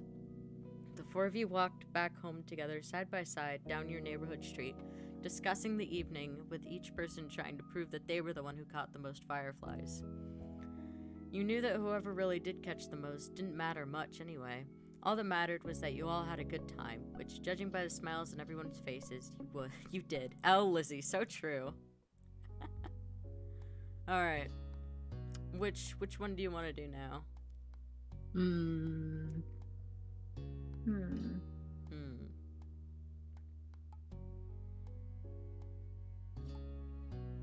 CJ wants sand castle, I think. Okay. All right, we'll make a sand castle. Sandcastle. Cove wasn't able to do many things that summer. When you, him, and Shiloh sat out on the shoreline one bright morning, you could tell he wanted to be in the water. He can go in the water. He just has to lift his arm up. Put a plastic bag around his arm. Yeah, exactly. That's how I swam. There was no way he'd be swimming anytime soon, not with his cast. The waves washed a single shell to shore, glittering in blue, another reminder of the places he couldn't go. From what you'd heard about Cove's old life so far, in tiny pieces and fragments, you could tell that he'd do anything to be able to get the cast off. Has he had that cast his whole life? Damn, that cast has been on for a The while. possibilities of what he might get up to made you anxious. You thought about how his summer last year must have been totally different from this, with his old home and his mom and dad. But now he was here, with you, Shiloh, and Lizzie, and everyone else, and he couldn't even go in the sea. This town wasn't bad. It had all your favorite things in it, but sitting there, on the same beach you'd grown up on, you couldn't understand that not everyone else felt the same way about Sunset Bird as you did. You watched him from the corner of your eye, quietly, and he finally said aloud what you'd been pondering. I wish I could go in. The water? Yeah. Oh, I'm sorry. You're gonna be able to do it soon. Cove only sighed in response. Apparently soon wasn't enough. Imagine having parents with a stable relationship. Damn. It's so pretty. The ocean. Mm-hmm. And huge. There could be anything out there, like mermaids. Yeah.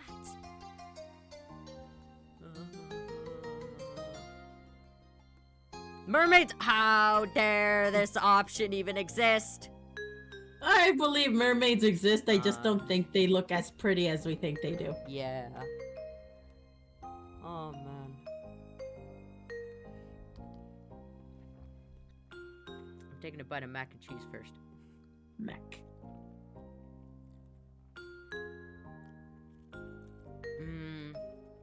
I think I would Oh, say Raphael swimming might be fell fun over. if we could. Yeah. Good news, I'm visiting my dad for the entirety of tomorrow. Poggers! Nice. But it's not like there's anything we can do about it. Put a plastic bag over his arm would be pretty pog. No. If there is such thing as mermaids, then as fish, they have to breathe through the lower half of their body, which sounds cursed. That does sound really cursed. I mean, that's exactly why I'm saying if mermaids are real, they're not as pretty as we think they are. Yes, mermaids breathing out of their butts. Obviously not interested in hearing more of your input on the situation, Cove turned back to the water. But as he looked away, something about Shiloh's slow, careful movements caught his eye. Hey, are you building a sandcastle? Sort of. I was playing around while you were talking. I'm listening. Maybe I could too. I've only made big piles before. It's really nothing special. I'm sure you'll be good at it right away. Well, how do you do it then? Shiloh's cheeks lit up. You could tell he was a little bit uncomfortable to have Cove's expectant stare on him. I'll play too. I love making sand stuff. Okay.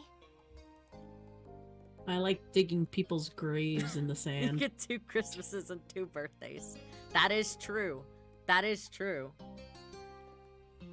He put his hands back to his seashells and sand and nodded.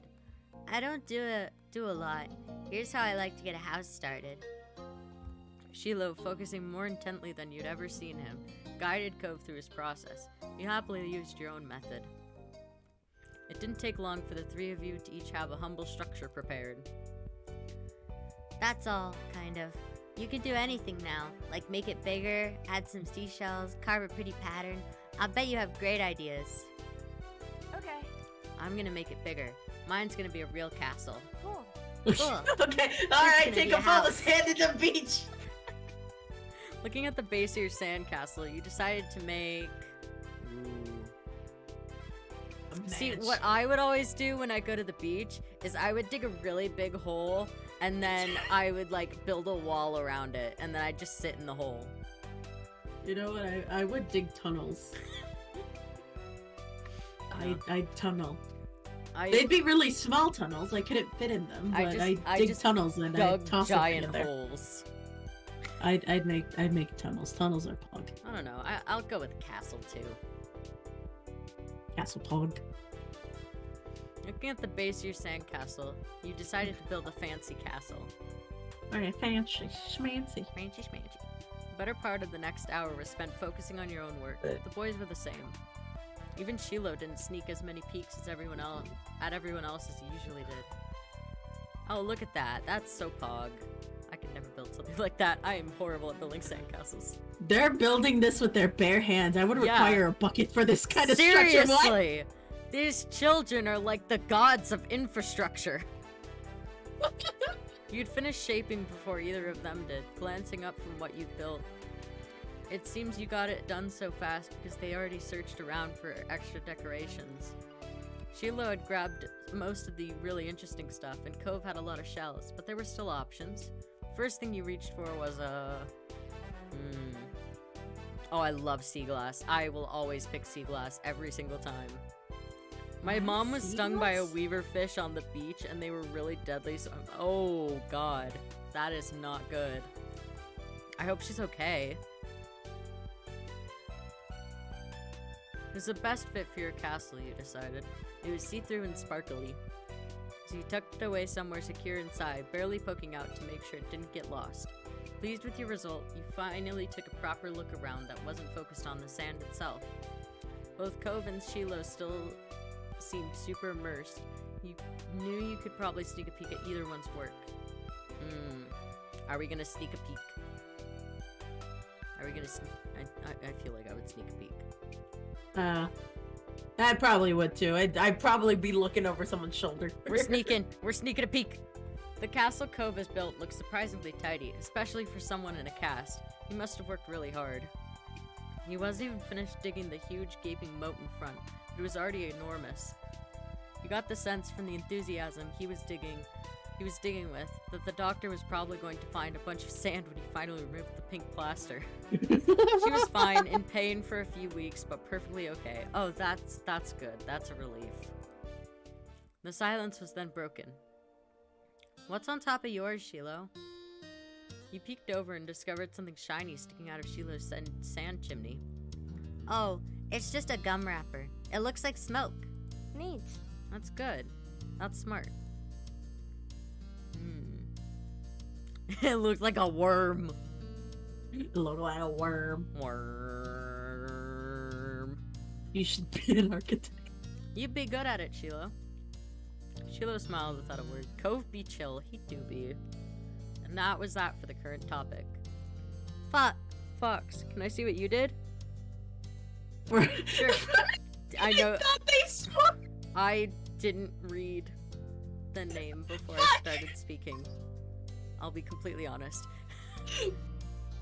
You scooted just a bit nearer and began surveying your work. I told you, I'm gonna mess up these voices like 24/7. The castle. That's not even a voice, it's a name! Shut up! The castle you'd built was pretty impressive, all things considered. It had archways, tall walls, and even a little moat circling it. You'd probably feel safe living here. Maybe your moms were the queens. Sheila quickly decided to jump in the new conversation. Hey Fox, what did you do? I made a castle. Sheila didn't look so happy anymore. You both built castles? Yeah. Oh, welcome back, Ace. What's up? Aw, that's neat how you guys match. It's too bad we didn't all do it. Next time we should. Wouldn't that be boring? If something is the only one of that thing, that makes it special. Oh, bye, Ace. Alright, arrivederci. Yeah, for sand castles and stuff. People too. My dad says how everyone is their own man, a real individual. I don't think I'm that special. Why? Why not? Nobody else is you. Aw, this is so sweet. That's wholesome. That is really wholesome. That is wholesome. Shiloh simply shook his head. I'm not different. A beat passed between the two, then Cove looked down at his own work again. Okay. He didn't seem to be bothered leaving the disagreement hanging there. Cove had other things on his mind. My dad tried to get me to make sandcastles the first time we came to this beach. I didn't want to. I was being emo. Oh. That was being edgy. Yeah, Nightbot doesn't like, Nightbot does not like emote spam. Or a lot of emotes in one message.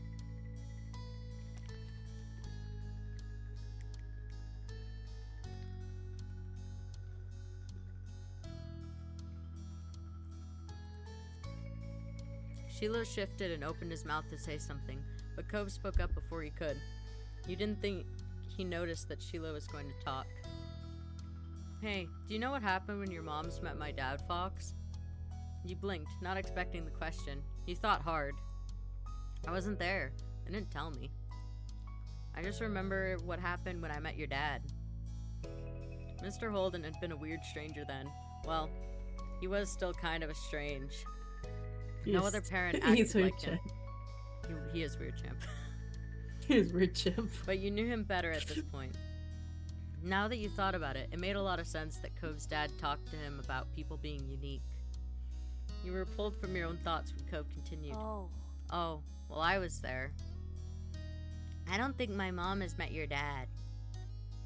Yeah, I'm pretty sure she hasn't. Fox's parents and my dad met the same day I met him. I'm gonna say what happened. Ho! Cove is gonna spill the tea. Oh my god, tea. Shiloh frowned to himself, ducking his head. His hat cast a shadow over his face. You could tell he was upset at not being included in Cove's choice of topic. That was kind of boring for him, though. Giving people their own turn to say the things they want is important too. Very true. I'm gonna let Cove finish his story.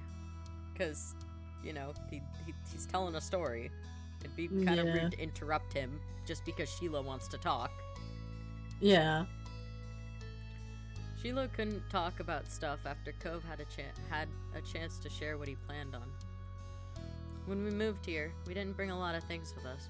Only some stuff that would fit in Dad's car. We didn't even get a moving truck. I sat in there while Dad brought it all inside. I didn't want to get out because I knew Dad would make me look around the new house. I really didn't want to do that.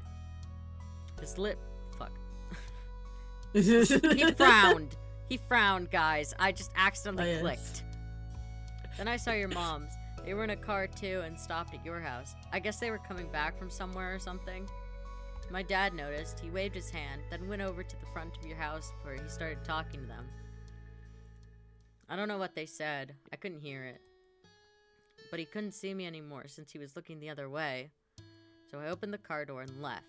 I wanted to get away and went behind the houses. I found those hills there, the ones where we met for the first time. Cove nodded, then stared at you. You stared back. He didn't go on to say anything more. Is that it?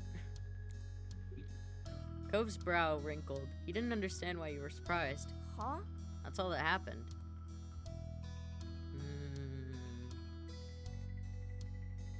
You're only gonna get better at telling stories, damn. I think I'd just say okay. Okay. Okay. What is it? What? Put it on chapstick. You said that in a weird way. Did I? Oh god. Cove narrowed his eyes at you. Suspicious. I is sus. Sus. The impostor is sus. Shiloh's mouth twisted into a scowl of disbelief, but he said nothing. Why'd you bring that up anyway? There was a slight shrug of Cove's shoulders. Well... I was thinking about it because of the sandcastle. It made me remember when I moved here. Dad showed me the beach first before we went back to the car to unpack. He was really excited about it for some reason. Cove's brow furrowed a little more as he quietly raked his hand through the sand. I get it. You thought maybe Mr. Holden wasn't that excited about the beach and was instead hoping Cove might be. But the line of conversation had come to its end. Even Cove was done with it. Some other topic had popped into his head. Shiloh fidgeted uncomfortably in the sand. Shiloh fidgeting uncomfortably in the sand had made Cove aware of his presence again. They looked at each other, and you could only wonder what this might be about. Hey, Shiloh. Oh. Yeah? Why are you always turning so red, even when nothing is happening? You can't just ask people why they turn red, Cove. You can't just ask people why they're humans. Clearly startled, Oh my he God. jerked back. Neither you or Shiloh had expected that to be how he got included in the conversation again. I don't know, I guess. Okay, it's kind of weird. You can't just Hey, tell people hey, they're that's weird, weird, Jeff. Cove! That's kind of mean, dude. It's kind of mean, Cove. You can't just... This is why you have no friends. Cove, I swear to God! Sometimes you're a little too blunt. Shiloh's eyes were wide with embarrassment, and his lips twitched, and he was blushing even harder than before. Well, Maybe it wasn't only this. Perhaps it was simply the last straw, but it was a big deal to Shiloh. A huge deal. He didn't just look sad. He seemed almost panicked. You weren't sure if he was about to cry or run away or what, but you soon got an answer. Why do you wear glasses? Most kids don't wear glasses, and nobody is named Cove. oh, damn. Who asked you to come? It was probably just your dad bugging Fox's family some more because you don't have anyone else who will play with you. Holy shit. Oh, damn, dude. Holy Damn, shit. Oh, well. Wow. Wow. Oh god, that sucks. Now you're in the middle of That it. just went from 1 to 100. Oh my god, I mean, go pump off standing up for yourself and shit, but damn. But you kind of went a little too far. Yeah. Like, come on.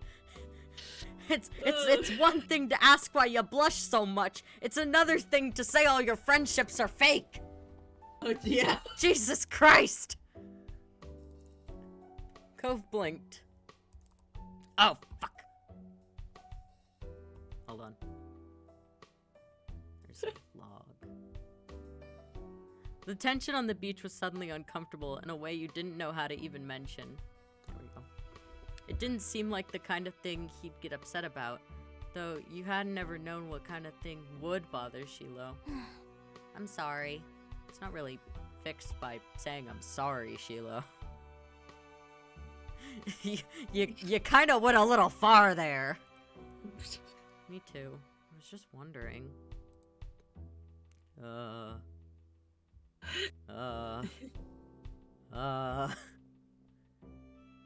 I'd just be messing with the sand, man. Yeah. I'd just be like, I don't think I would say anything. Too It's nervous. awkward. Hey, you know Yeah. what? Let's build another sand castle, yeah? Yeah. You picked up some sand and turned it over in your hands. There didn't seem to be much you could do to stop the fight, and you weren't sure what to do with yourself. Cove looked over at what you were doing and started building his own set of walls. Shiloh took a breath before kneeling back down to his own patch of sand. It seemed they both decided to try playing again. You were glad for it. You all went back to making more sand buildings, but the whole mood had changed. Shiloh's cheeriness was clearly gone, and Cove looked as confused as ever about why the other boy had blown up. The air stayed uncomfortable the rest of the afternoon, right up until the moment that Shiloh's mom appeared at the beach to take him home. Cove and Shiloh had mostly followed your lead and barely said a word. His mom standing behind him, even Shiloh's goodbye had been quiet. Friendly, cheerful, but noticeably quiet. Oh my god, could he be autistic? He could be. He has like some bluntness that some autistic people have. Yeah, he might be. But with Shiloh gone and the sun going down, you knew it was time for you and Cove to head to your own houses. It definitely seems like Shiloh is like ADHD coded. Yeah. Yeah. You followed him as he made his way out of the sand. The walk home was quiet. You passed by familiar landmarks, shoes thumping against the sidewalk in near perfect unison. Cove was clearly caught up thinking about something. I'll ask Cove what he's thinking, you know? Yeah. The prospect of asking made you nervous, but you did anyway. Hey, is everything okay? Oh. Oh, I was just wondering. Cove fell silent for a few more seconds, then sighed. Why'd Shiloh act like that? When I said he was all red a lot.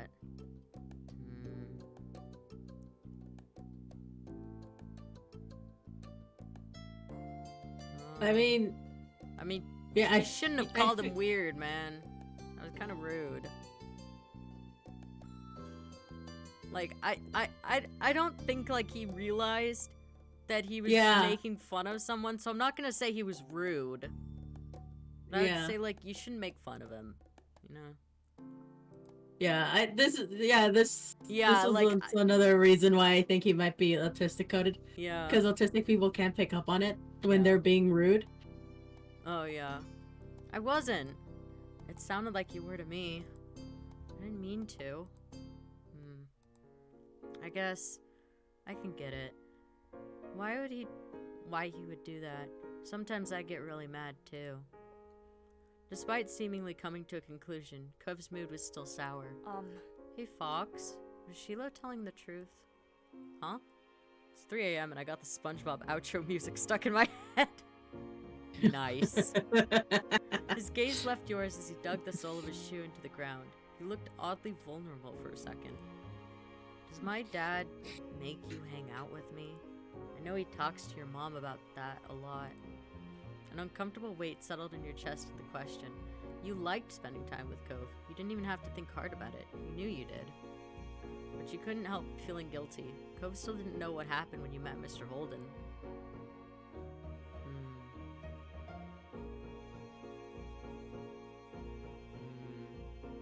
I think since I didn't take the money, like...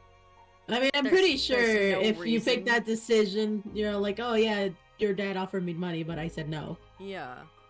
But I feel like if I said no, then there's, like, not really a reason to mention the money. Because it wasn't really a factor in becoming friends with him. Yeah. So, I would say no one's making me spend time with you. Yeah. Because, like, it was technically my own choice. Yeah. He just offered me money to begin with, and I refused. So, it genuinely was nobody's making me spend time with you. Because if I had taken the money, then he would have been... Then that would have been a factor, but it's not.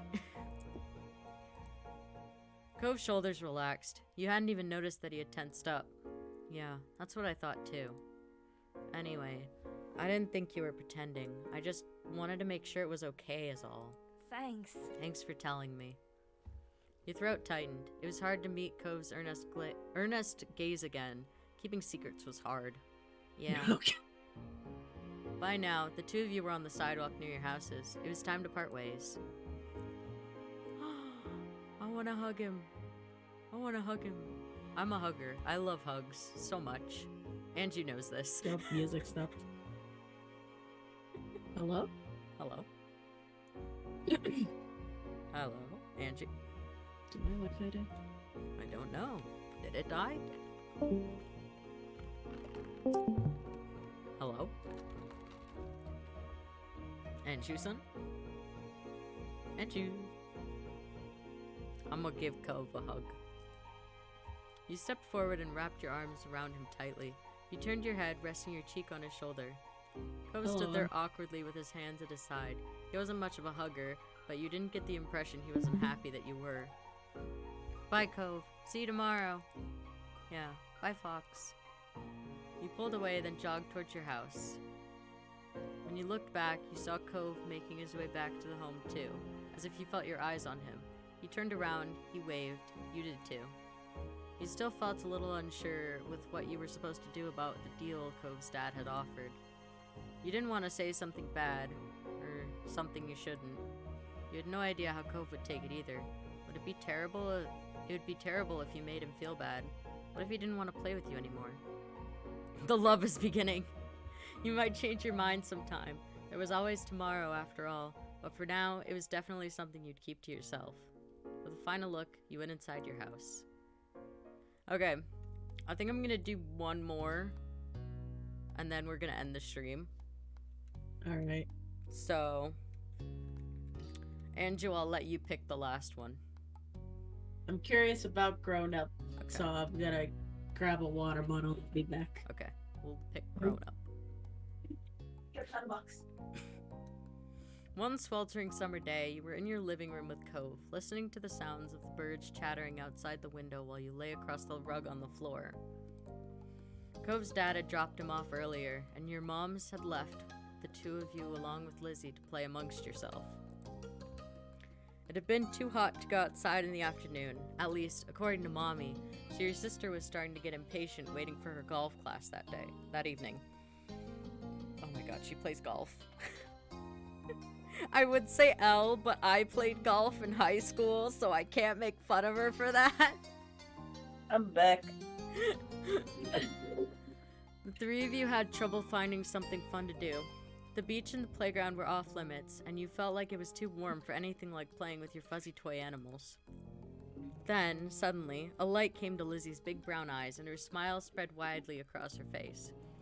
Having an idea gave her a new wave of energy. L Golf Lizzie W Foxtail. Oh my god. No, it's because Lizzie plays golf, but like I can't make fun of her for that because like I played golf in high school.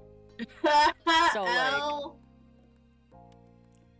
I can't really make fun of her for playing golf. Imagine being a golf person, L. I'm sorry. I was a basketball person. I know you were. I couldn't play basketball because of my back. I know. I'm very sad about that. I'm still salty. Yeah. I can make fun of Lizzie. Very true, CJ. Since we're stuck inside, we should be adults. They don't play outdoors anyway. They're always inside, telling everybody they're too busy to play. Why? Duh. I said why, and it'll be fun. Duh. What do they do inside that we don't, besides use the phone a lot? Okay, wow. Excluding a small huff, Lizzie decides to ignore Cove. What do you think? Fox, what do you think? Do you want to?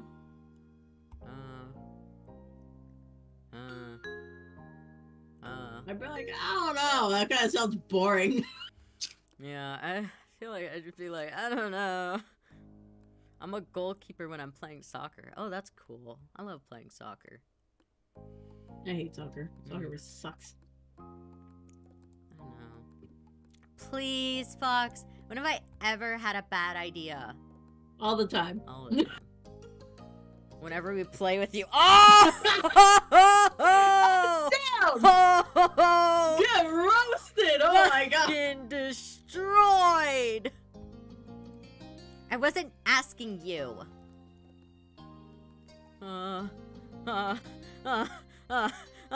I don't like being the peacemaker. Oh god. I keep hesitating. Yeah. You look down at your hands, still unsure.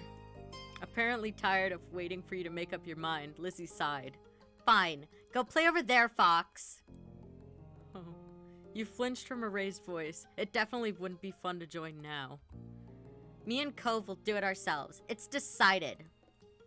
He looked back at you regretfully. I guess. I guess. Now go on. Nodding goodbye to the two of them, you trailed off to find something else to do. Oh. Oh no. No, don't leave Cope with her. Seriously. They hate each other. It's not gonna end well. Trying to sleep part 3. Good luck. Good luck, soldier. Like he promised, Cove stayed with Lizzie for the next couple of hours while you played Godzilla! Rawr.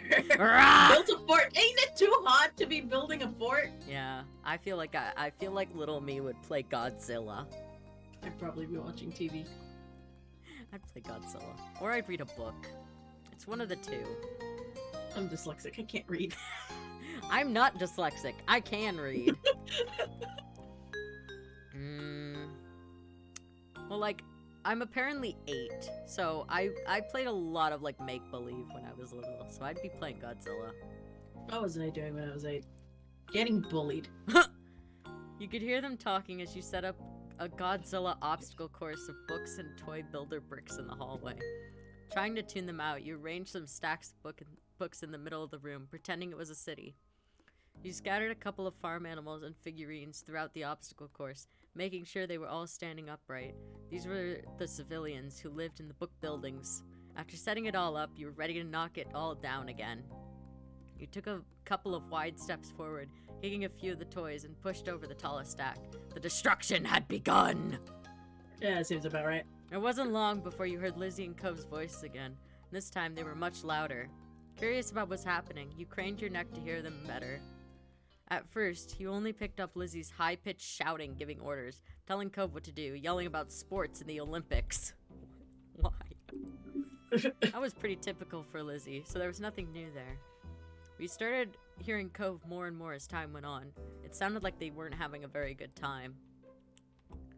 I'll go see what's going on. I'm a nosy person. I like looking at drama. Oh god. You abandoned your horrible mess of debris to go check what was happening with them. Cove should have just played Godzilla with me. Yeah. Are you okay in here? From close up, you could see your sister was red-faced and pouting, while Cove was just mostly looked confused. Neither one of them paid you mind. Shut up, Cove! You're being so unreasonable. You... I don't get what you want. This game doesn't make sense. It does! You have to be realistic. I said that. But you're not! The argument was so high-strung it was making you a little bit uncomfortable. You had no idea what to do to make them stop at this point. It seemed like the two of them would just keep working each other up as long as they could. Had the two of them been arguing like this the whole time? Thankfully, like a greeting card angel. A greeting card angel. Okay. Mom Weird. walked into the room. Lizzie rushed her, hanging onto the hem of her shirt and poking her tongue out at Cove. Lizzie, Fox, it's time to get ready to go. You alright with that? Sorry you have to leave already, Cove. Their mommy said she'll walk you home so you won't be left in the cold. Cove was still glaring at Lizzie, his face flushed red with anger. I can go by myself. But Oh. Bye. bye, Fox. There was still a harsh edge to the brief farewell, but you knew it wasn't you he was mad at. Without giving Mom a chance to stop him, Cove stood up and stalked out of the room, shoulders drawn tight. Huh? Okay. Worried, Mom turned to look at you and Lizzie. You two were playing nice with our new friend, weren't you? I'm telling the truth. Rat her out! Rat her out! I'm a snitch! I'm a snitch forever and always! They were fighting, Cove and Lizzie, for the whole time. Your sister's jaw dropped, looking betrayed. It's the truth, you bitch! Fuck off! As Mom put both hands on her hips. Elizabeth! I told you to be kind to him. He's having a hard time right now. Lizzie's mouth closed back up, replaced by a tiny frown. I know, I tried, but he was... That's No enough. buts. We both know you can show someone a great time when you put your mind to it. We're going to apologize to Cove and his dad over the phone when he gets home from work tonight. Lizzie hung her head, dragging a foot across the ground in front of her. Okay, Mom. Good girl. You caught pieces of Lizzie sulking to herself about how it was his fault too, but it was over. All right, we better get a move on. Let's go. Let's go, kids. Oh, they do Noel- mention the name. Fuck! Noelani, where did you leave the car keys? That's a nice car. Damn. Mom hustled you all out the door. You noticed during the car ride to golf practice that Lizzie was quieter than usual. Why do I have to go to her golf practice? I don't play golf. She was usually the first one to request which music to listen to in the car. She didn't say a thing. Your parents noticed she wasn't in the mood to be bothered. They gave her space, and Mommy just asked you what you'd like to listen to. Ooh. I'm picking my favorite song. Fuck it. If Lizzie always gets to pick the music, and I finally get to pick the music, I am picking my favorite song. Eventually, Lizzie came around and started singing along with you. You both knew all the words, and your moms even sang along too. When the car ride was over, you spent the twilight hour watching Lizzie hit things with other girls her age. Ah, yes. We're gonna hit a duck. You didn't know much about golf, but you could tell she really liked it. So you sat I with think your Fox mom. knows enough about golf. Huh? I think Fox knows enough about golf. I do. I played it for 5 years. I was on the varsity golf team at my high school. No big deal. You know? Imagine playing golf like a nerd. You didn't know much about golf, but you could tell that she really liked it. And so you sat with your mom and tried to puzzle it out. It was nice sitting outside after being cooped up in the house all day, and you stretched out your legs to let the last few minutes of sun warm your skin. When the sun was finally out of sight, dipping behind the horizon, you all got ready to leave. Instead of going straight home, your moms took the family out to dinner. You went to a restaurant you all had been going to ever since you could remember. Earlier, you'd only caught the tail end of your sister's argument with Cove, but you could kind of tell this all helped Lizzie be less angry.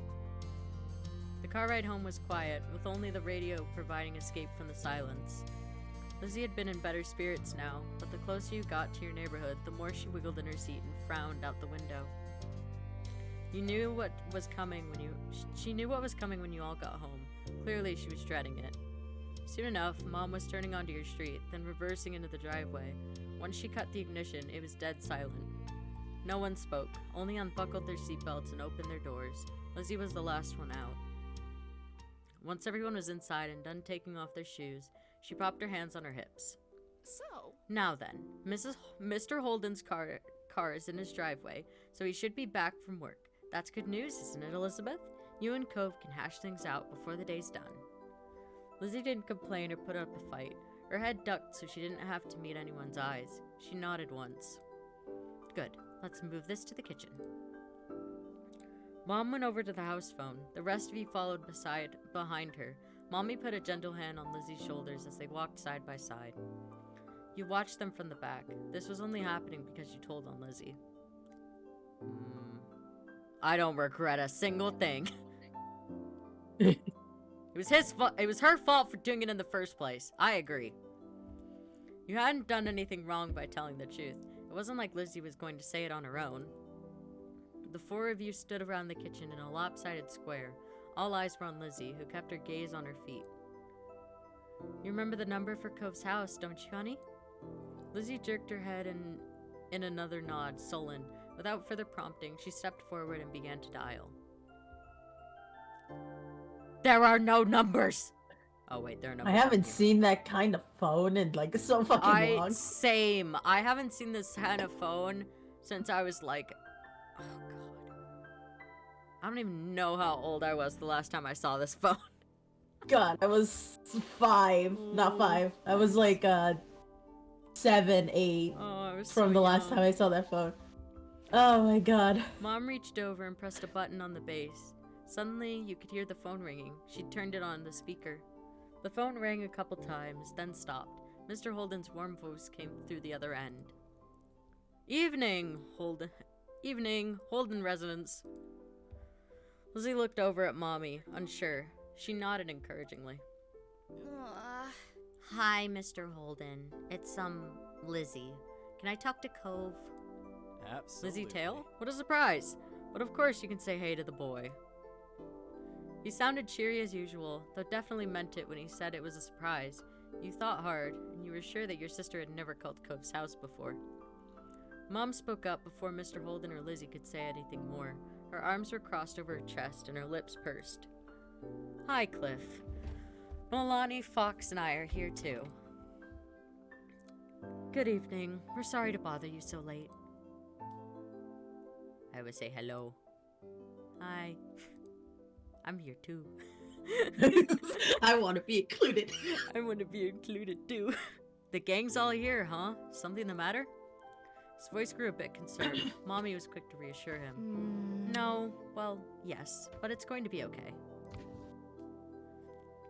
Lizzie and Cove got into a bit of a fight today, and we're hoping that the two of them could talk and make up. Is this a good time for you and Cove? What? A fight? Cove didn't tell me anything about that when I came home. It does explain the funk he's been in tonight. He chuckled lightly. Despite that, it didn't seem like he really thought it was funny. Anyway, it's good you didn't catch us at a bad time. I'll go grab him for you. Oh yes, let me go and drag my child out of his bed. Just grab him by his feet. Yeah. Come on, you gotta talk to her. Yeah. There was some shuffling on the other end. He must have not gone far because you could still hear him calling out. Cove, there's someone on the phone for you. After a beat of silence, there was more muffled talking from Cove's dad. Come on, bud. Lizzie called so she could talk to you. Are you sure? Fox is on the other end listening too. Don't you want to say hi? Oh, I'm being used as bribery now. Took a bit of back and forth through though the conversation seemed one-sided since you couldn't hear Cove properly. What were you saying, Angie? Nothing, I was mocking you. Oh. Why are you mocking me? What did you say? Imagine being bribery. Eventually, Cove took the phone from his dad. Hi. Hello? Hey, it's Lizzie. Yeah, I know. Dad told me. Cove's tone was defensive. Lizzie turned to Mom, scowling. One stern look from her, though, and Lizzie turned away. Sorry. I just called to say I'm sorry for not playing nice with you today. I won't do it again. Lizzie's eyes were downcast, her voice low. You could tell she felt uncomfortable apologizing to Cove in front of everyone. She was still being genuine about feeling bad. Cove must have realized that too because he sighed quietly. Okay, I guess I'm sorry too. Sigh of relief washed over everyone at his acceptance of the apology. Mom uncrossed her arms while Mommy's shoulders relaxed. Lizzie's eyebrows raised up. You wondered if she thought that he'd refuse her apology. Dad, can I get off the phone now? You couldn't see him, but it was obvious that Cove felt awkward about the situation. He had come off uncomfortable the entire time, really. Yeah. Yeah, you can go back to your room if you want. Be sure to say goodbye first, though. Yeah, you wouldn't want the demon to get through. Yeah. Bye, Lizzie. Bye. Bye. Bye, Fox. Bye-bye! Ah! You mentioned me! You perked up at the mention of your name. You smiled, even if you couldn't see it. Bye, Cove. With that said, Cove must have handed the phone to his dad and left, since Mr. Holden spoke up. That's a relief. All's well that ends well, as they say. Thanks for arranging this. I'm sure he appreciates it. As Mom replied, Lizzie tugged on Mommy's hand to catch her attention. Can I go now too? Good job. Sure, sweetie. Thank you very much for apologizing to Cove, you entitled little brat. Mom flashed a brief smile at Lizzie and nodded her agreement. Given permission to leave, Lizzie scurried toward the stairs. She seemed to be feeling much better with the incident behind her. Mom and Mommy returned to the phone. Taking it off the speaker, they continued talking to Mr. Holden. You couldn't tell what about. You were glad that was the end of it all. Lizzie and Cove might not get along, and probably still won't, but they weren't mad at each other anymore. Mom and Mommy weren't upset either. Everything was finally back to normal. With that thought, you retreated back to your own room with a spring in your step. Yay! Okay, I'm gonna hit then summer ended. And yeah. Yes, I'm sure. I'm sure I want to move to the next step. I'm done reading today. Oh, never mind. I guess I'm not done reading today. I'll never get tired of that view. You stood up beside your moms, Lizzie, and Cove as the five of you watched the sun dip into the ocean somewhere far, far away. You like to imagine it cooling off in the water, resting itself before getting ready to shine brightly again tomorrow. That's a cute way of thinking about the sun, I'm not gonna lie. That was a fun day. I didn't know they had magicians on the shopping street now. Neither did I. Oh no, we're so dull. Let's get out more. He didn't do real magic, Mom. How God, shut the dare fuck up, you? Lizzie! My God! How'd you figure that one out? Duh. 'Cause I know. That's not what real magic looks like. Oh yeah, and I bet you could do better magic, huh? Oh, Lizzie, dear. There's all kinds of magic in the world. Lizzie gave Mommy a suspicious look, but didn't dispute the claim. You looked over at Cove, who hadn't said a word since you started home. He didn't look upset, though, just content. You're aware he still hadn't quite warmed up to your parents. Well, we can't sit out here all night. Time to hurry home and get cooking. Who's helping with dinner? Lizzie immediately let out a groan. I will help with dinner. I will gladly help with dinner. I like cooking. Cooking fun. Mom, summer's almost over. The protest was obvious. You could practically see school on the horizon. You certainly didn't want to spend your last bits of freedom cooking dinner. You could do that any other day. Cooking is fun. I wouldn't do it because I'm lazy, but cooking is fun.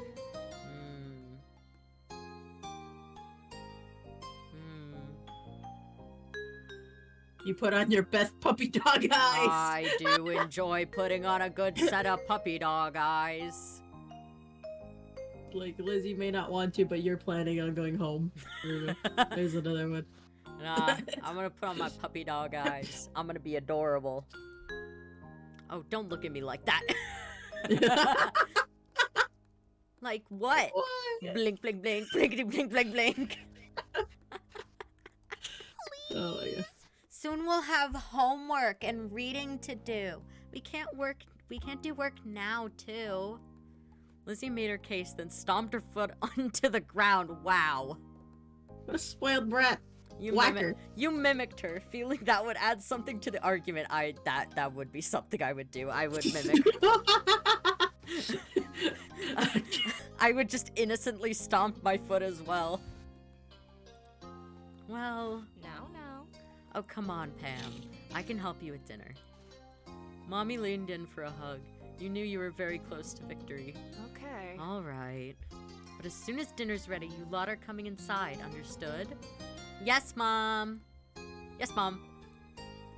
Cove, dear, you're welcome to join us as well. Yeah, seriously, I bet he doesn't want to eat any more eggs. You sent him a small smile, which he returned. Cove gave a non-committal shrug to your mommy, which you took as an agreement. So much to do, so little time. Maybe I could get the seashell bracelet at Tines and Trinkets. Ooh, or maybe the playground. Or the fireflies will probably be coming out, right? I'm going home. Ah, yes, all that effort only to go All home. that effort only to just go home.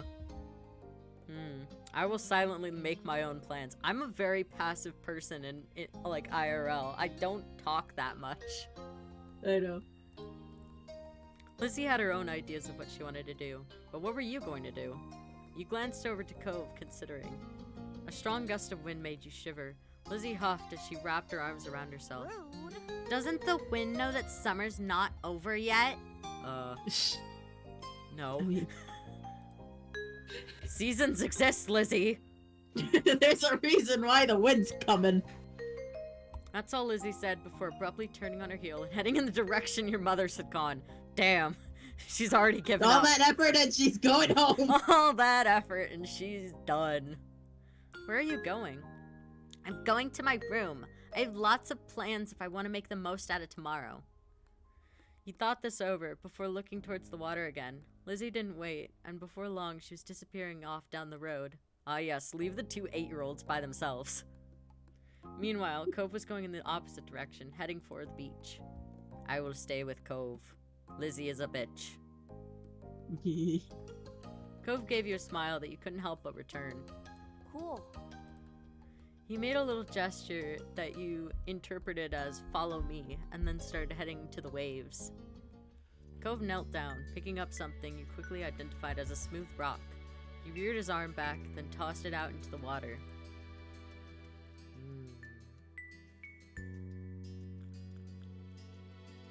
You know what? I'm gonna make him sound cool. It sailed out into the sea. You can't skip rocks in the ocean. I'm looking for my own rock. You decided to join Cove. You searched nearby for any rocks or shells that you could throw too. You found a shell that would suit your purpose, a smile growing as you tossed it as hard as you could. It landed with a wet-sounding thunk a few feet away and slipped down into the water. You looked over at Cove, and he didn't seem to notice that his throw had been more impressive.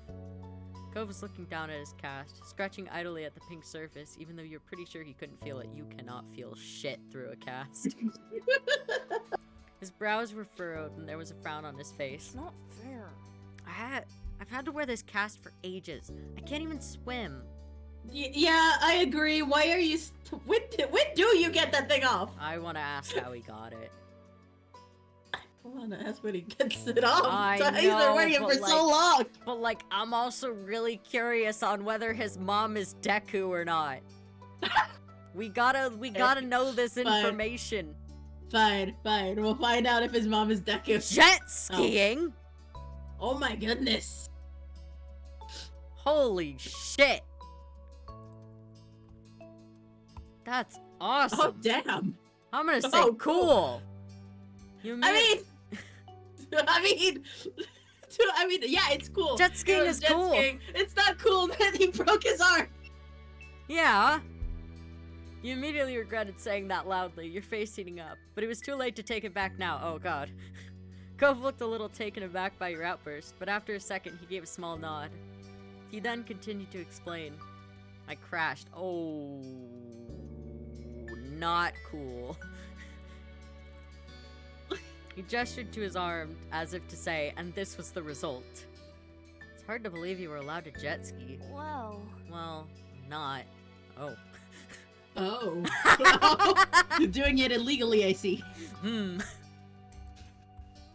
Cove let out a little huff, plopping down into the sand. Can't believe summer's almost over.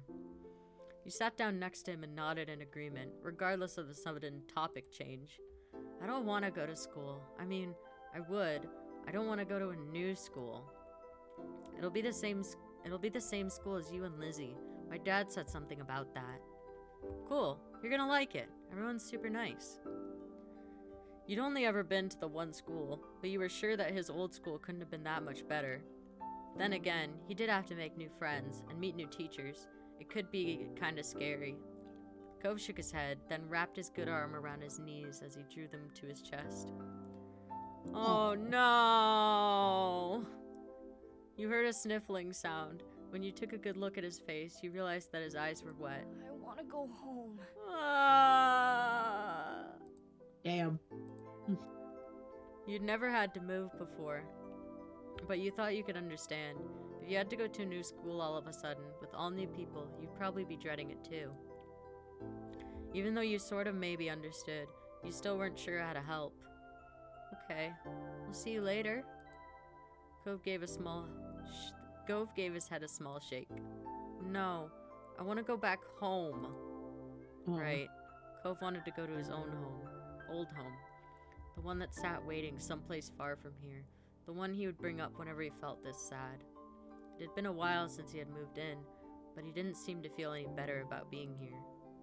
You settled back down in the sand, trying to consider what to do.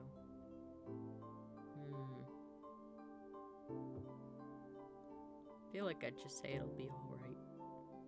It'll be okay. Hopefully. Sometimes when you were sad about something, your mom said that to you too. In the moment, you thought you couldn't possibly be alright because Sir Stuff-a-Lot lost his arm, or you skinned your knee, or you couldn't possibly finish all your vegetables. The troubles of an 8-year-old. But in the end, they were always right. You're not gonna leave, right? You'll still be around? The question was a little surprising. Of course. Mans is acting like you're gonna die. I'm not gonna die anytime soon. Your parents would have mentioned if you were gonna move or something, right? Or if they were gonna murder you. After a second, Oh, yes. Cove gave a little nod. Once I get my cast off, we should go swimming. No. You were fine with them changing the subject again. Okay. You had to say swimming did sound fun, even if it was already getting chilly out. Cove smiled, then looked back to the waves. My dad keeps saying I'll get used to everything eventually, that I'd feel better then. It used to make me angry.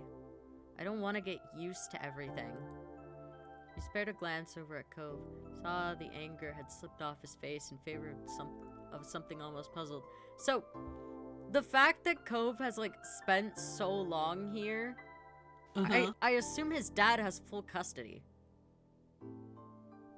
Which either means that his mom wanted nothing to do with him after they divorced, or she was just so terrible of a mother that she wasn't allowed custody. Because usually, I feel like usually with divorces, like the kid visits like at least like once a month. Like there's at least some visitation, but like it hasn't mentioned that like Cove hasn't been around. Like it's been saying like Cove is part of every single day. Yeah. So like it could be that his mom can't take care of him. Like maybe she's financially unstable. Yeah. Because that's another reason why you wouldn't be able to have like custody, like at least not full that's custody. True. I forgot that reason in my list, but like it feels like it's pretty clear that Cove's dad has like sole custody of him. Yeah. Just by the fact that he hasn't gone back to his mom's house. Which is maybe. Which is kind of sad because like he basically just lost his mom too.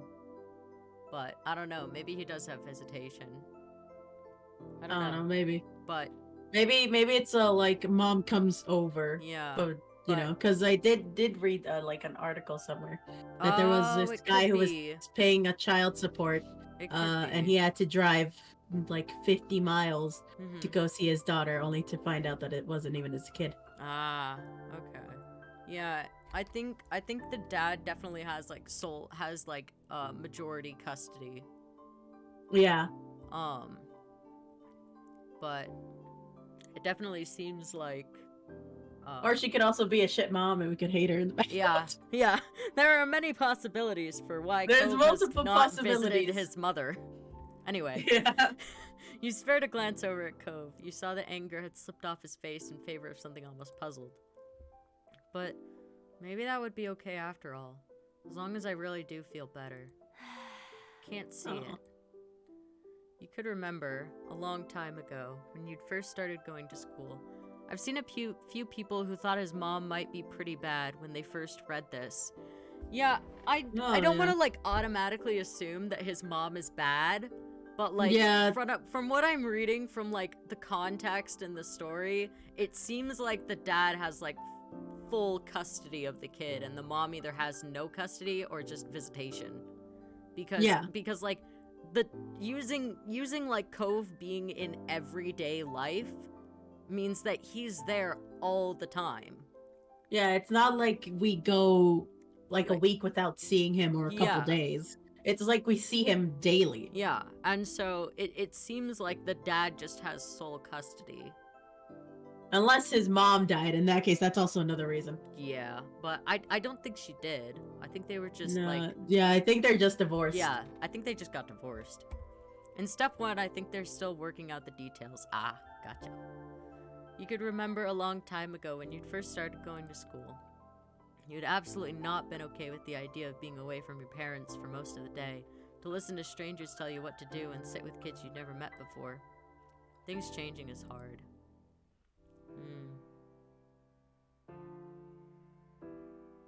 Hold his hand. I will Make him feel better. I will hold his hand in moral support. You're not quite sure what to say to that, so instead you reach out and take hold of Kov's hand. The closest one to you is the one in his cast, so you made sure you were very gentle. As you watched, Kov's eyes got misty once more, but you got a feeling they were different tears than the ones from before.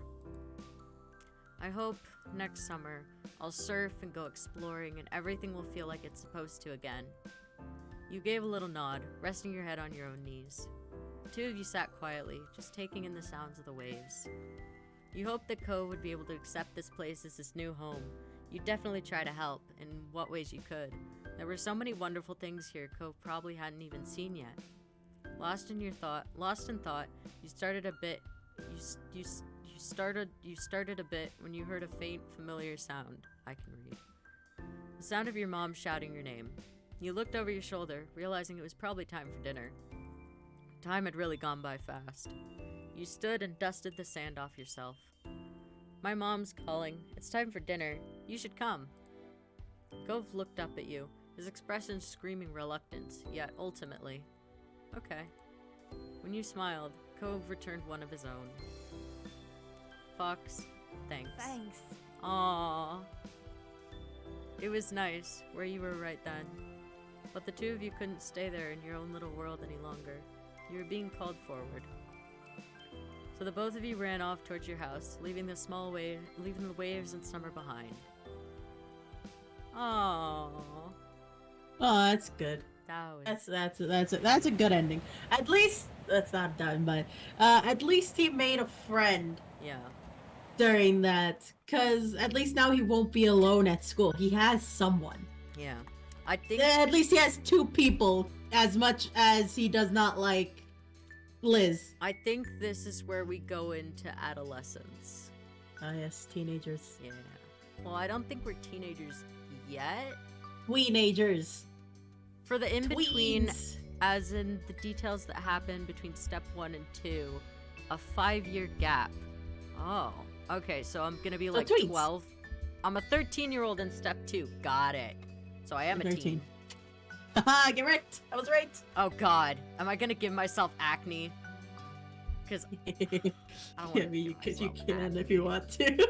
I don't want to give myself acne. I want some dignity. I did have earrings though when I was 13 because I got my ears pierced when I was 9.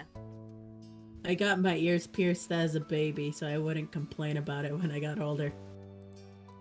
I ended up complaining about it when I got The older lips because thing my earring got changes stuck. nothing. I'm not gonna give myself acne. I have some dignity. Oh god. When did I get braces? I never got braces. I'm pretty sure I had braces in high school.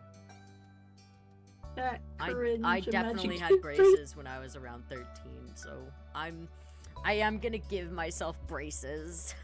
I told my little brother, because his teeth are getting a little crooked. I was like, oh, once your baby teeth fall out, we might get you braces, because, you know, your teeth are a little crooked. Yeah. And he's all like, I don't want braces. I'm like, why not? What's wrong with braces? He's like, I don't want them. I'm scared. I'm like, it's okay. Don't worry. At least your teeth will be straighter than me. Oh my god. Obviously, he didn't get it. But he was like, it's not gonna hurt. I'm like, no, they're gonna put you to sleep. That was hilarious. Oh my god. Okay. I would say relaxed and fond.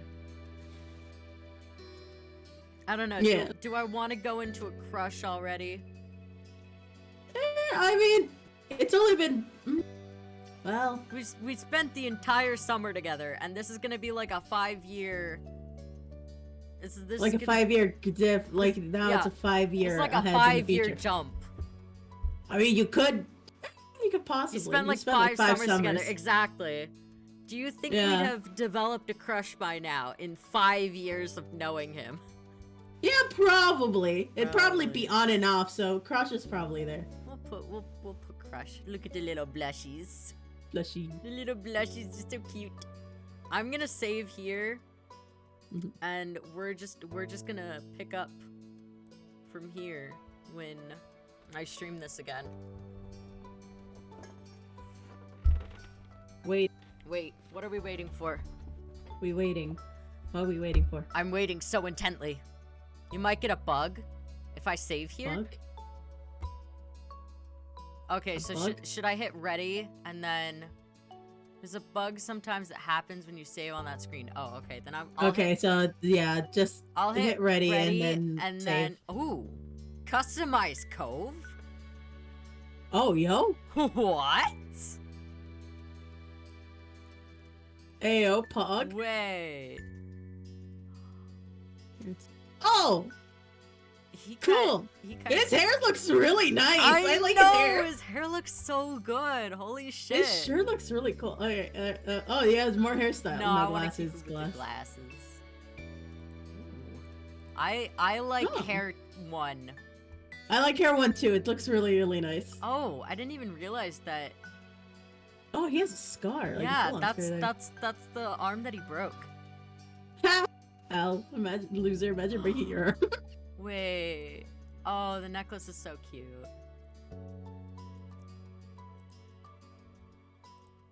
Hmm. Oh. I want to give him the other bracelet. The other bracelet looks cool. Pants. Pants. Can I give him the shark pants like his dad? Ah, yes. Wear your father's shark pants. Oh no, I like him looking more casual. Yeah, that looks. I like this outfit. This was nice. PJs?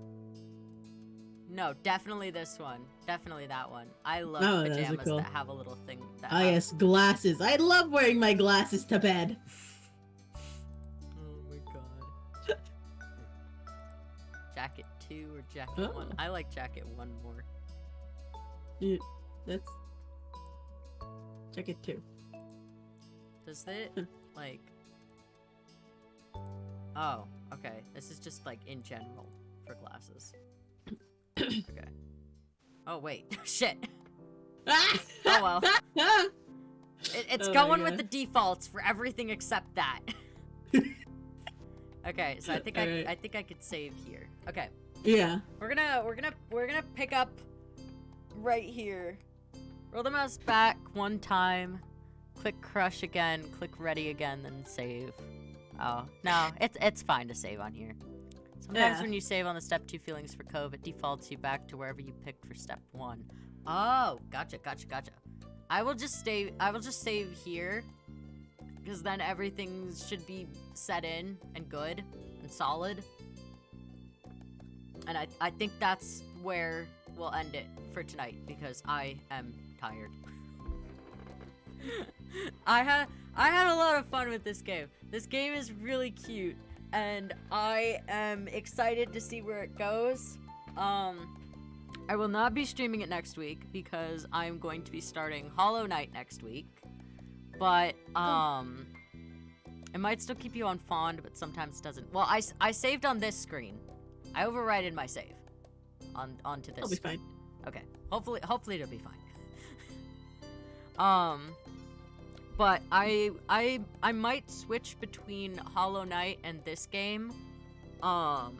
Just like flip between the two, just to like keep things interesting. But yeah, next week on Friday we are playing Hollow Knight, and oh, okay, gotcha. Thank you. And yeah. Andrew, is there anyone we can raid tonight? Because if not, then I will send the people to the void.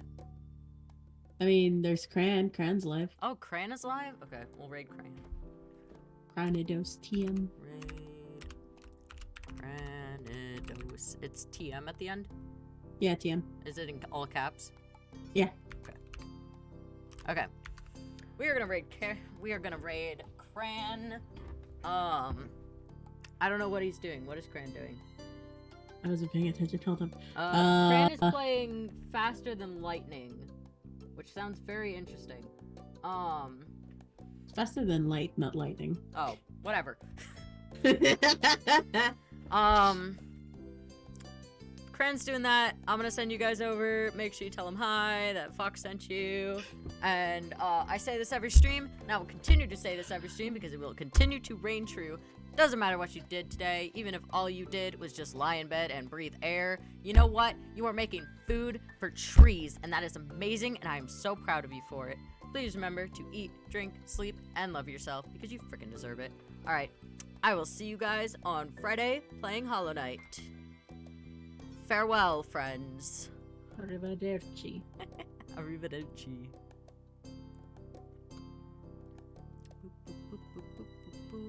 Goodbye.